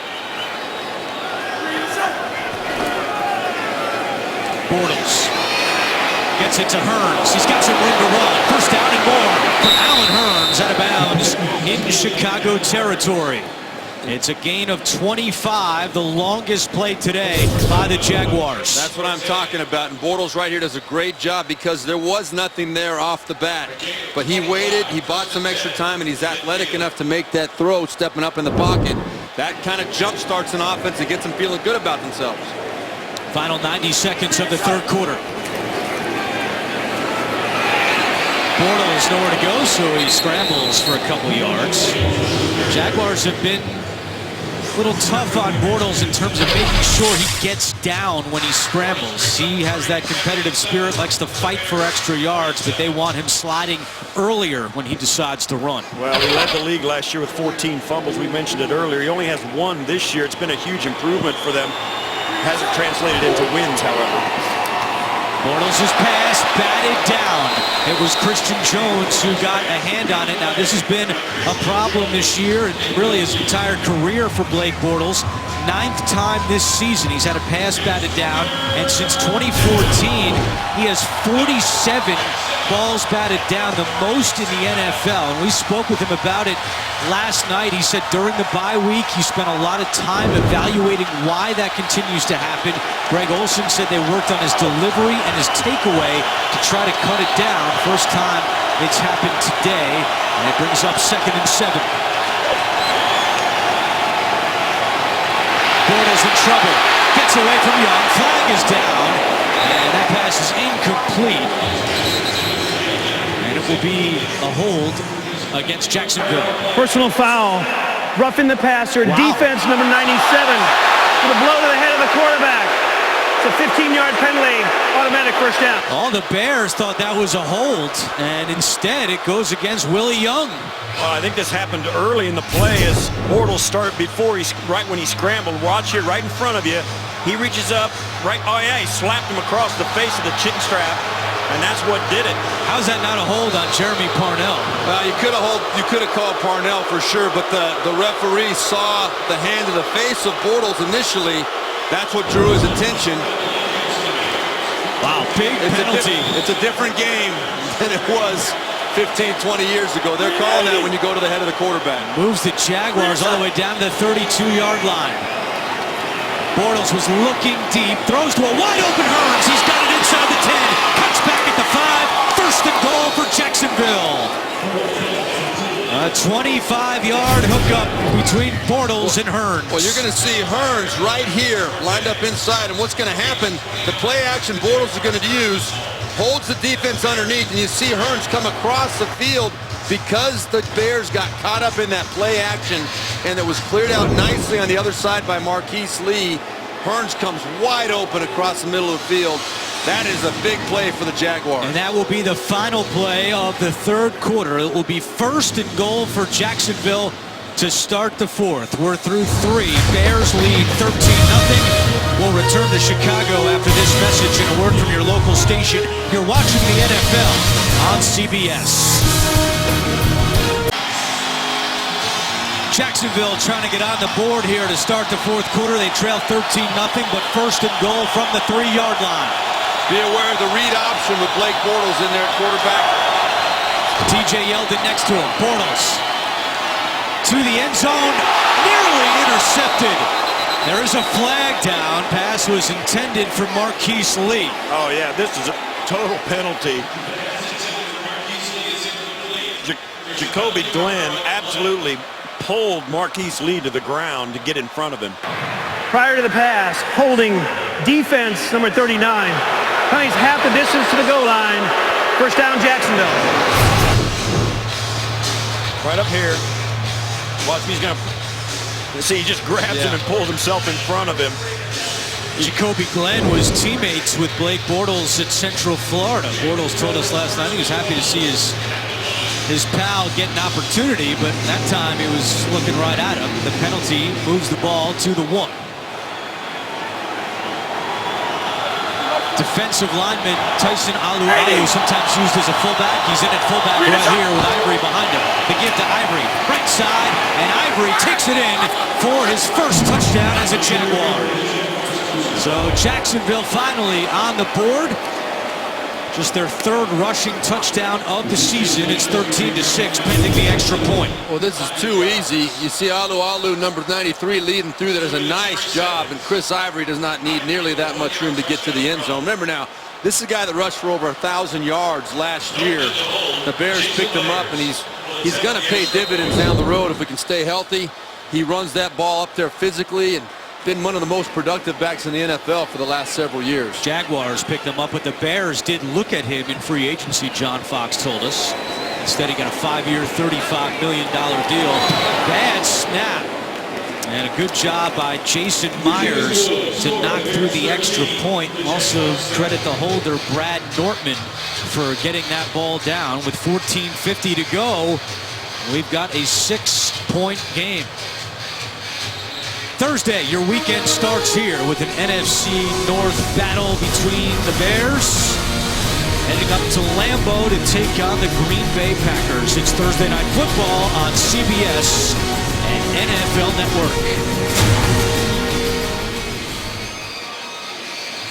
Well, this is the play that really set the Jaguars up. The penalty on Bortles right there, that was the penalty. Almost pulled his helmet off. And then, of course, after that, Willie Young thought he was held, and that set all this up subsequently down the line where Ivory busts it in, and all of a sudden it's a one-possession game. After playing as poorly as they have offensively, the Jacksonville Jaguars got it together with a little help from the Bears, gotten back in this football game. Real quick before the kick, we do want to wish our spotter, John Lou McCarthy, a very happy 40th birthday. How about that? Now, as a spotter, make sure these eyes don't go. We need you up here.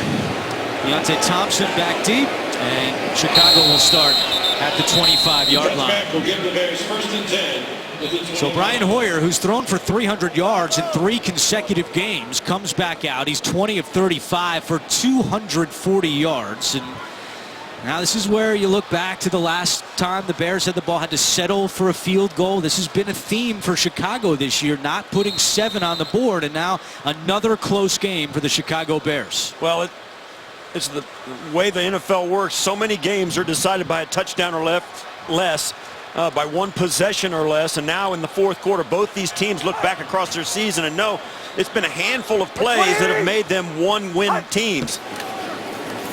Hoyer on play action. High pass caught by Miller, cuts back and takes it right past the sticks for a Chicago first down. Well, we spoke to both these teams and both their coaches and their players, and Paul Postlesny told us for the Jacksonville Jaguars, and John Fox told us for the Bears. You look back across, we're 1-3, they're 1-4, and it's been 3 or 4 plays total for the entire season because of the close games we've been in that have led to that. So both teams think they're very close to being much better football clubs than they're given credit for being. Kadeem Carey with both shoes on, and he gets back to the line of scrimmage. Some Derek Marks leading the charge for the Jacksonville defense. How about the adjustment that Jalen Ramsey and the Jaguars have made on Alshon Jeffrey in this half? 3 targets, no catches for Jeffrey. In the first half, he had 7 targets and 6 catches. It's not rocket science. I mean, if that guy's killing you, and he did in the first half, you got to help. And now, once again, Ramsey comes out to right here, and they are all by themselves out on an island. We'll see if they go to him. Hoyer goes the other way to Meredith, and he's tripped up in the backfield. You know what it is more than anything? I think it's a more conservative attack in the second half. We've seen a lot of screen passes. We've seen a lot of, the bootlegs and things like that from the Bears, where they have not been attacking Jalen Ramsey for whatever the reason. Well, we've spoken, the Jacksonville said, one thing about Hoyer and this Bear offense, the ball comes out quick. They knew it was going to be a concern getting to him quick enough to knock the ball down or certainly not sack him, because the ball does come out, and that's part of what the Bears offense has become under Hoyer as their quarterback. 3rd down and 10. Hoyer over the middle, caught by Meredith, and he's taken down by Postlesny at the 40, short of a first down. Bears have now failed to convert their last 5 third downs. Yeah, how energized does the Jacksonville defense look after their offense got a touchdown? Exactly completely different attitude. It's contagious. Yeah. You have that kind of success, you realize that all of a sudden the other phase is showing life. Now you got to step up and do your job. Paul Postlesny, he's going to get that defense ready to play. They know they're 1 score down. Marquise Lee calls for a fair catch at the 16-yard line with 12:15 to go. Jaguars going back on offense, down by 6. 12:15 to go, 4th quarter. Jacksonville trails 13-7 against the Chicago Bears. Both teams looking for their 2nd win of the year. Bortles will start out of the shotgun. Ball at the 16-yard line. Empty backfield for Bortles. Pump fakes. And now dumps it down to Hearns, who's smacked down by Amos after a gain of 3. Well, good job by Blake Bortles not trying to force his football up the field. They were trying to get the double move up the field to Allen Robinson. I think he should have come off it a little bit quicker because the coverage was obviously not going to let Allen Robinson get up over the top. 4 catches, 63 yards for Allen Hearns. Bortles steps up, chase from behind, lost the football, loose ball, and the Bears say they have it. Willie Young forced the fumble, and it's Chicago football. Well, we said coming in to today, Blake Bortles played turnover-free last week, and he's only been able to do it 7 times in his career. He led the league in fumbles last year at 14. He only had 1 coming into today, and Willie Young comes up from behind. Bortles being careless with the football. You got to get 2 hands on it and hold it into your body, even when you're running away from people, because guys like Willie Young can catch you. It was 2nd down. You got to protect the football. Tuck it and run. He had room to run in front of him. He's trying to direct traffic there. This is the NFL. You cannot carry that ball loosely. You're 100% right. You've got to have, there's got to be something inside your mind that says, hey, somebody's coming at some point. I got to tuck it and run, or I got to get rid of this football. Second fumble this year by Bortles. Willie Young gets credit for a sack. That's his second. It was Akeem Hicks who recovered the fumble. Here's Bellamy looking for some room on the right side, and Buzz Lusney takes him down just short of the 20-yard line. Turnovers continue to plague Blake Bortles, a consistent theme throughout his young career. Well, you can see the play action. Paul Lusney and Telvin Smith read it and get out there, but because of the sideways move, still just picking your spot, spreading the defense out with the misdirection gives you room enough to get an 8-yard play on first down, handing it off to a wide receiver. 9 turnovers for Bortles this season. Okay. Like 20! Bears trying to capitalize. It's 2nd and 3. Boyer on the move, completes it to Miller, gets away from Telvin Smith and picks up a first down. So Derek Marks caught up with him. On a big pickup by the former Jaguar, Zach Miller. Well, and with a nice play by Boyer, safe throw to Zach Miller. He's athletic enough to make people miss, as he shows right here. But back to that turnover from Bortles. I mean, number one, where the turnover took place, it's already giving them a field goal minimum, which makes it a 2-score ball game. That comes into the equation too. You got to know where you are on the field as well. Howard already with 1 rushing touchdown today, and he gets just inside the 10 with 10 minutes to go in the 4th quarter. Now this game with that turnover, and it's almost, you get tired of hearing it. Turnovers are really the biggest statistic in football outside of the score, and and I get it. Blake Bortles does turn it over a lot, and one of the things, I was speaking to one of the executives for Jacksonville, you kind of don't want to coach it out of him because he does have that ability. It's not, and in that case, he was careless with the football, no doubt about it. But so many times he has a belief that he's going to try and make a play, and it's hard to coach a guy out of the habit of trying to make a play. And in that case, that was just carelessness with the football. 2nd and 7. Sent Derek Marks coming with pressure. Hoyer eludes it on the run, fires incomplete. It'll be 3rd and 7, and Steve Berline pointed out even a field goal would make it a 2-score game, but Bears are tired of settling for field goals on offense. Well, if it means they settle for a win, I'm sure they're going to be just as happy, particularly at this point of the game with a half a quarter to go against an offense that they have bottled up pretty well. Even this field goal would be a real gift for the Bears. Bears have failed on their last 5 third downs. Hoyer is sacked. Yannick Ngakoue with his 4th sack of the season. First sack today by the Jacksonville defense, and out comes the kicker, Connor Barth. Well, at the top of your screen there, Ngakoue, number 91, you see he gets in there and finishes it off. Extremely productive, this 3rd-round draft choice out of Maryland. Got a great motor, great athletic ability, and I know Gus Bradley really believes they got a big-time contributor for many years to come in him. So here's Barth, a 32-yard field goal attempt. And that kick is good.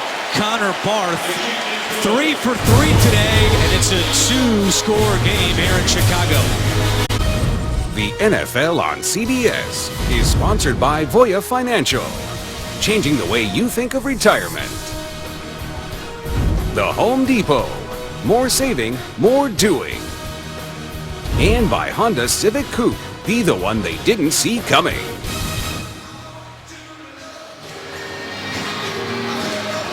They're having fun in Chicago these days with the Cubs, and now the Bears looking for their 2nd win of the season. They lead at 16-7 with 8:28 to go in the 4th quarter. Steve Tasker and Steve Berline, our entire NFL on CBS crew. I'm Andrew Catalan. Bears trying to win their 2nd straight game at home for the first time since the 2014 season. It'll be Barth kicking away to Marquise Lee. And he will take a knee. Jaguars 1st and 10 from the 25 when we return. Coming up on the Subway postgame show, join JB, Tony, Bart, Boomer, Coach Cower, all the latest NFL scores and highlights all coming up on the Subway postgame show. Jaguars down by 9, 1st and 10 from their own 25-yard line. Bortles, and that is in the hands of Allen Hurns, and they mark him for a 1st down, gain of 10. We'll see if the Jaguars use a little no huddle. It appears they will. All 3 timeouts as we approach 8 minutes to go. It's Ivory next to Bortles, who's in the shotgun.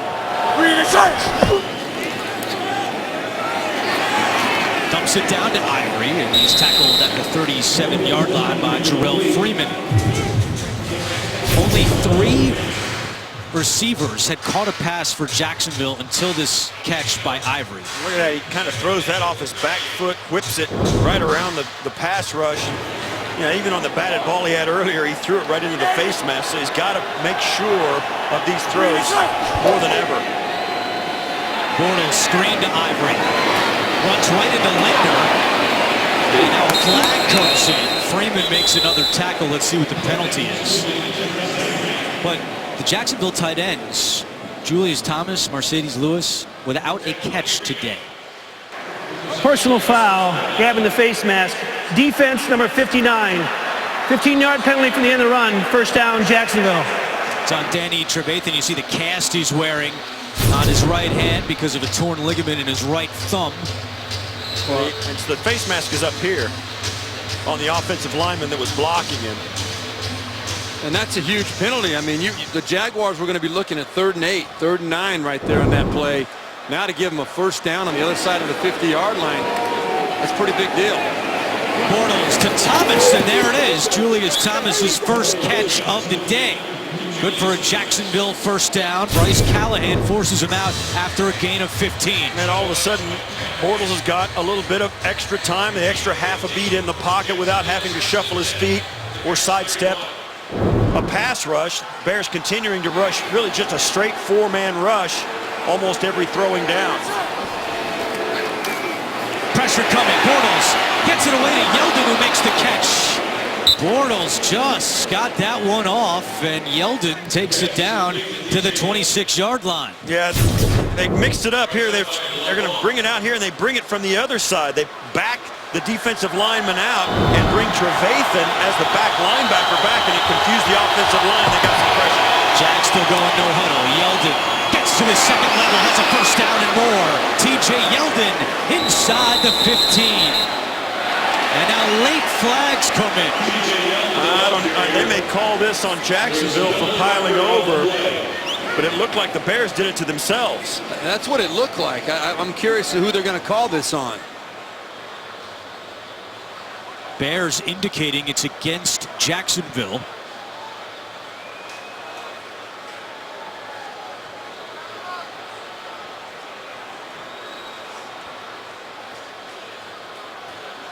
Jaguars average the most penalties in the NFL with more than 10 per game.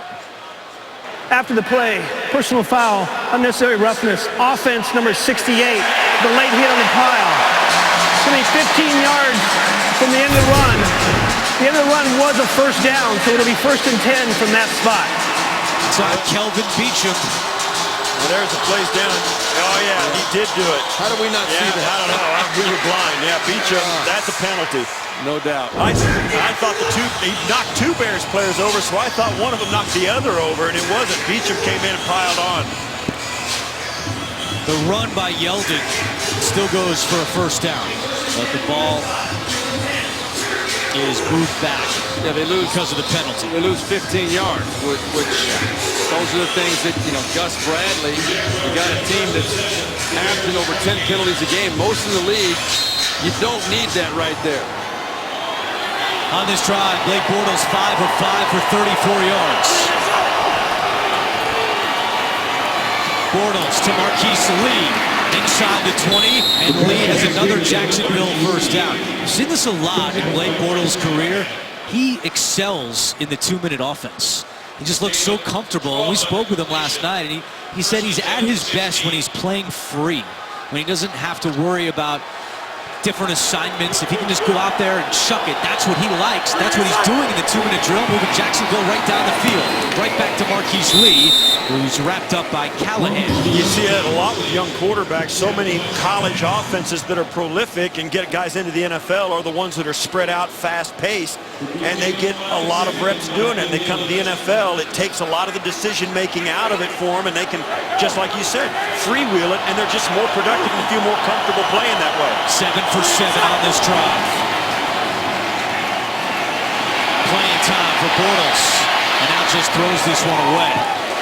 Keep in mind, if Jacksonville doesn't convert here on 3rd down, a field goal is just fine. They've got to score twice anyway, so protection and not turning it over should be a big key for Bortles here on 3rd and 5. And even as he broke out and contained that one, Bortles did, he still was carrying the football, running with it like it was a loaf of bread, and didn't tuck it away. And you think, that's part of the thing. You got to put both hands on it, even when you're scrambling, even when you feel like you're in open space. That time it didn't cost him, but earlier it really did.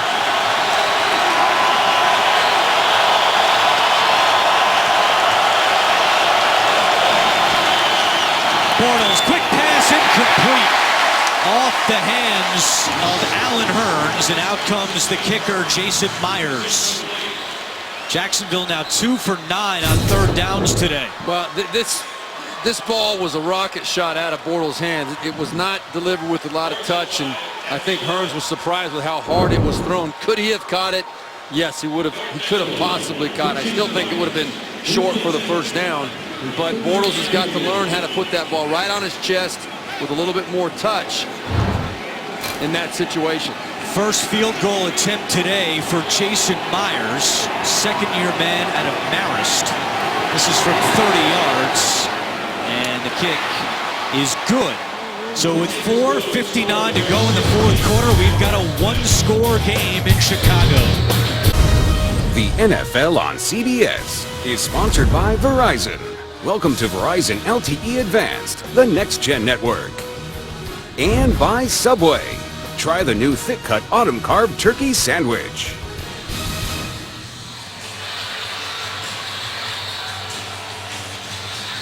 .4:59 to go, 4th quarter. Jaguars coming off the field goal. Trail 16-10. Myers will kick it away to Deontay Thompson.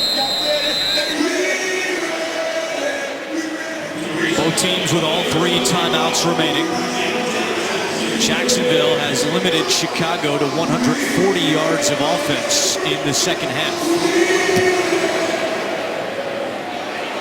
Thompson will let this one go, and it's a touchback. Next Sunday, the NFL on CBS does double time with a great matchup between Tom Brady and the Patriots and Big Ben and the Steelers. Check your local listings, and it all begins with JB, Boomer, Tony, Coach, and Bart on the NFL Today. Yeah, it'll be interesting, Andrew. We heard earlier that Big Ben actually left the game with an injury possibly, so his status for next week may be up in the air. That's a big blow to Pittsburgh. Let us just throw a bucket of water on that tease you just threw out there for that game. Well, it's going to be interesting to watch. Big Ben may show up. You never know. 1st down and 10 for the Bears. It's Carey at running back. And Carey dragging the Luka Mara over the 30 for a gain of 7. Kadeem Carey has emerged here for Chicago today. What's been a slow day for Jordan Howard. Well, you get in this position where they're in the back half of the 4th quarter with a lead. You'd love to run the football like that. You get an 8-yard run on 1st down. Hey, more of that. The Bears would love to just hand this football off, drain this clock down. Even to come away with a field goal would be huge for them. I mean, this is exactly what they want to do. For Jacksonville, giving up an 8-yard run on 1st down in the 4th quarter in this situation, can't do it. Eddie Royal out with a toe injury. Hoyer nearly dropped that. A busted play, and Telvin Smith brings down Hoyer. You know what? That was a busted play because Hoyer actually bumbled the snap when it came up. But he did the right thing. Just, hey, get down. Don't do anything crazy. That play is lost. He just had a bad snap exchange. John Fox about just lost whatever he had in his belly right there. I guarantee you when he saw that ball not secured into Hoyer's hands, that's the only thing that can happen right now is a turnover by the Bears. And right there, that was almost disaster. Critical third down for Chicago. It's 3rd and 7. Hey! Set 51. 180. Hunt! Hoyer with time, incomplete, looking for Miller. Hoyer wanted a flag on the play. He's not going to get it. And the incompletion stops the clock with 3:25 to go, so the Jacksonville defense does its job. They're going to get the ball back with all 3 timeouts. Well, Zach Miller looked open. You see there, he did. He had some separation. Couldn't get loose. Hoyer came in number 1 in the NFL in completion percentage at 71%, but today he's 24 of 41 passing. Well, that's a pass that Hoyer should be able to make in his sleep. How accurate he is. That he's going to look at that one and have some problems with it tomorrow. Marquise Lee back deep to return the punt. Calls for a fair catch at the 21 with 3:18 to go. Another close game for the Jaguars, and they've seen this happen a lot. Go back to week 1 against Green Bay, 23 seconds left in the 4th and 1. Allen Hurns could not convert. Then against the Ravens in week 3, Justin Tucker, a 54-yard field goal with about a minute to play. Jaguars lost that one by 2. Here, they've got all 3 timeouts. They trail by 6 with 3:18 to go. And if you're Gus Bradley, you're thinking maybe this just might be the time we finally come back and pull one of these close ones out with the game on the line. Ivory at running back. Bortles, pump fakes, now throws, and it's caught by his tight end, Thomas. Second catch this quarter for Julius Thomas, and Jacksonville with a first down. Gain of 13.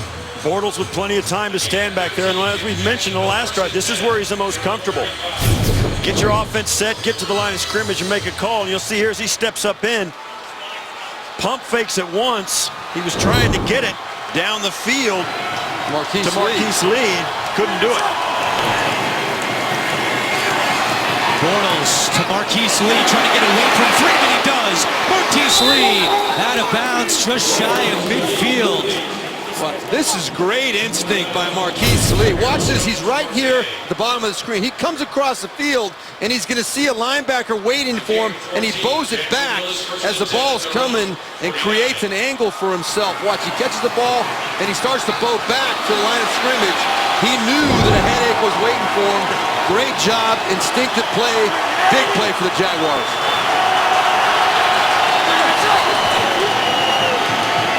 Bortles deep down the field and incomplete. Allen Robinson the intended target.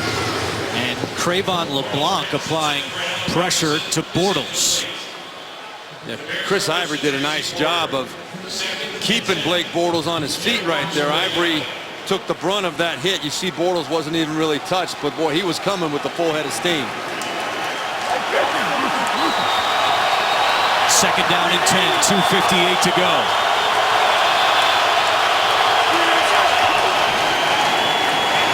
Bortles completes it to Aurelius Ben, gets to his feet, he wasn't touched at the 10, Ben takes it in, touchdown Jaguars! Aurelius Ben with his first touchdown since 2011 when he was with Tampa Bay, and the Jaguars now an extra point away from taking the lead.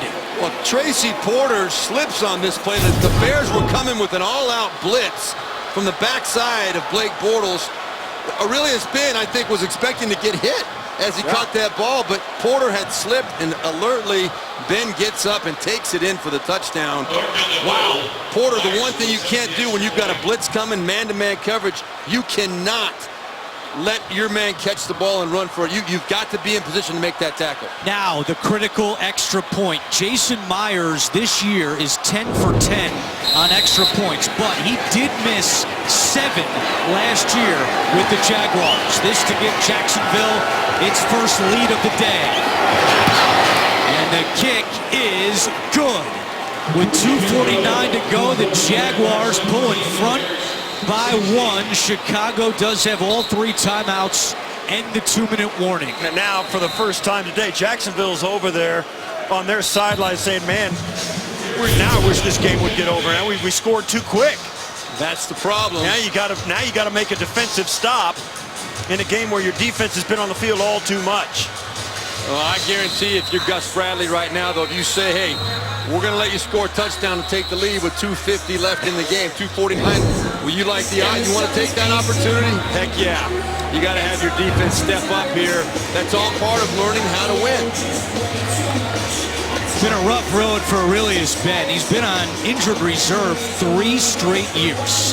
2013, 2014, and 2015 did not play. As I mentioned, his first touchdown in 5 years when he was with Tampa Bay, the 6th of his career. That was his first catch today.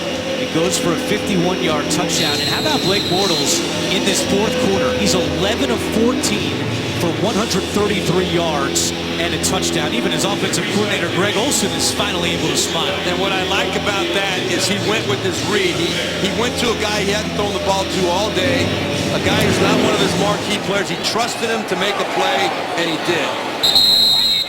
The Bears will have first and 10 at the 25. Don't forget, coming up on the Subway postgame show, join JB, Tony, Bart, Boomer, and Coach Cower. They'll have all the latest NFL scores and highlights all coming up on the Subway postgame show. Now, Connor Barth is Chicago's kicker. He is 3 for 3 today, but he has been under fire here in Chicago because right before the season, the Bears cut longtime kicker and fan favorite Robbie Gould. Barth has missed 3 field goals this season. His career long is from 57. That was in 2012 with Tampa Bay.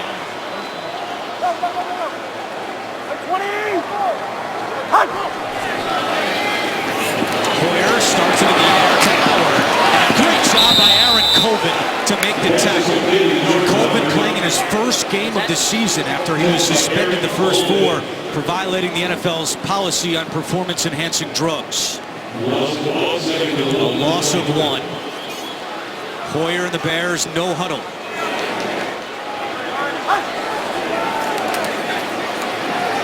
Hoyer to Meredith. He's got the 30.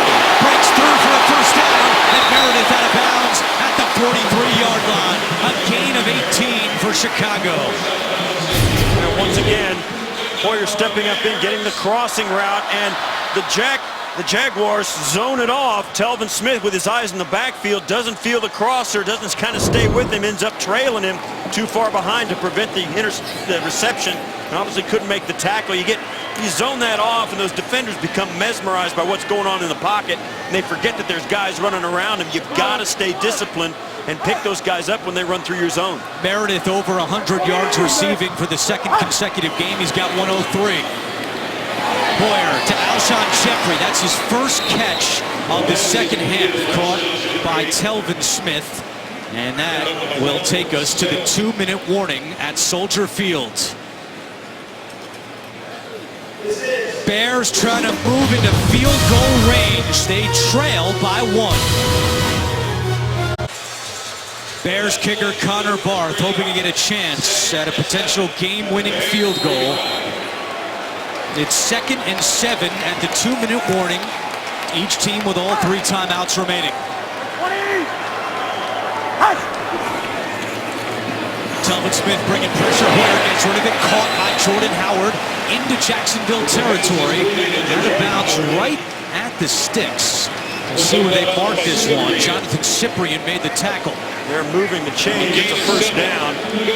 And now, with that, with 1:56 and 3 timeouts, time's not even a factor for the Bears. Right, you figure they need about 13 yards to get to the 35-yard line, makes it a 52-yard kick. And anything they get after that just raises the percentages for Connor Barth. But Gus Bradley needs to be thinking about when to use his timeouts to try to get the ball back for his offense. Hoyer to Meredith at the 35, and right there to bring him down is Paul Posluszny. I'll tell you what, he is seldom out of position, and he's always in a good athletic linebacker stance to make those hits. Boy, great job hanging on to the football. Time continues to tick, 1:30 to go. Bears down by 1. Hoyer, incomplete, miscommunication with Jeffrey on the sideline, and Jalen Ramsey has done a great job in this second half of limiting Jeffrey to just 1 catch. Yeah, they were bringing pressure off of the right side of the offense, and Hoyer saw it and kind of got rid of that just to make sure he had a 3rd down to work with. That was a throwaway for me. And Hoyer just did the smart thing. He just wanted to make sure he had 1 more down. Now this is 4-down territory. They've got to pick up a 1st down before they try a field goal. The Jaguars have not stopped them on 3rd down this whole second half. They were 7 of 10 in the first half, 0 for 6 in the second half. Bears have failed in the last 7 third down attempts with 1 on the play clock. Hoyer gets rid of it. There's a flag down. Pass is incomplete. And now let's see what the flag is. Oh, we got a hold. Appears to be a hold against the Bears. Now, that's an interesting question. Do you bring the 4th and 7 up and force the Bears to convert on 1 down, or do you back them up 10 yards and give them 2 shots to get the 1st down or to get into field goal range? See what Gus Bradley decides. Holding, offense, number 24. 10-yard penalty with replay, 3rd down. I think that's the right move, because now you put them further away from field goal range and the 1st down. Trust your defense. I agree. And again, Andrew, thank you for clearing it up. The Bears have not converted a 3rd down against the Jaguars this whole second half. You feel good about what you're doing on your 3rd down, 4th down defense right now. Make the Bears have to go further to get into field goal range. Like, this is one of those times when you let them get the short one and tackle them short of the marker. See if you can get some pressure on Hoyer. Hoyer directing traffic. It's 3rd and 16. Fires to midfield, caught by Meredith, and a good tackle by Colvin again. Making his presence felt in this is 2016 debut. It brings up 4th down. Bears have to keep the offense on the field. And this is going to cost, they got a player down on the field. That's going to cost him a timeout as well. Josh Sitton, the injured Bear, the starting left guard. But a great tackle right there by Colvin. I mean, if he misses that tackle, it very easily could have been a conversion. You see there's no one else in there that's going to stop Meredith for a couple of steps at least. Josh Sitton slowly walks off the field. As I mentioned, when you get a player injured, as the officials announcing now, an injured player inside a 2-minute costs Chicago a timeout. And for obvious reasons, you don't want guys faking injury in order to get the clock stopped when you really need the time on it. The ball is at the Jacksonville 48-yard line. Chicago has to get to the 38 to pick up a 1st down. It's 4th and 10. This year, the Bears are just 1 for 6 on 4th downs. Empty backfield. Ted Larson goes in at left guard to replace Josh Sitton. Now Howard next to Hoyer. 51. Here we go. Now 37. Hey. All right. On 4th down, Hoyer steps up, fires, broken up by Ramsey. Jalen Ramsey's had a huge second half, and he makes the play of the day for Jacksonville. On a day coming in when Alshon Jeffrey and the Bears were taking some criticism because they didn't get the ball to him enough. They gave it to him the entire 1st half at the expense of Jalen Ramsey. He was shaking his head, throwing his hands in the air as Alshon Jeffrey absolutely abused him in the 1st half. And when the game on the line, they go back to Jeffrey, and Ramsey he makes the play. He baited Hoyer into that throw and timed it perfectly. What it says a lot to me about this kid is his ability to shake it off, come back, not waver in his confidence. Tremendous way for him to end that ball game. Incredibly disappointing for John Fox and the Chicago Bears. Green aside. Bears do have timeouts. They could get the ball back with a couple of seconds left. They call timeout here. It stops the clock with 52 seconds to go. And remember, they did lose a timeout because of the injured player there. Critical to Josh Sitton. He had to come off. Yeah, I mentioned it was because to keep players from faking. No way Josh Sitton was faking in that instance. It was a legitimate injury that you hate to see that happen, and certainly in a critical time you want your starting left guard on the field, and he had to come off. Steve Tasker mentioned last week in Indianapolis, 4th down for the Bears. They did not go to Alshon Jeffrey. This time they do, but Jalen Ramsey was there to make a great play. The 5th overall pick in this year's draft.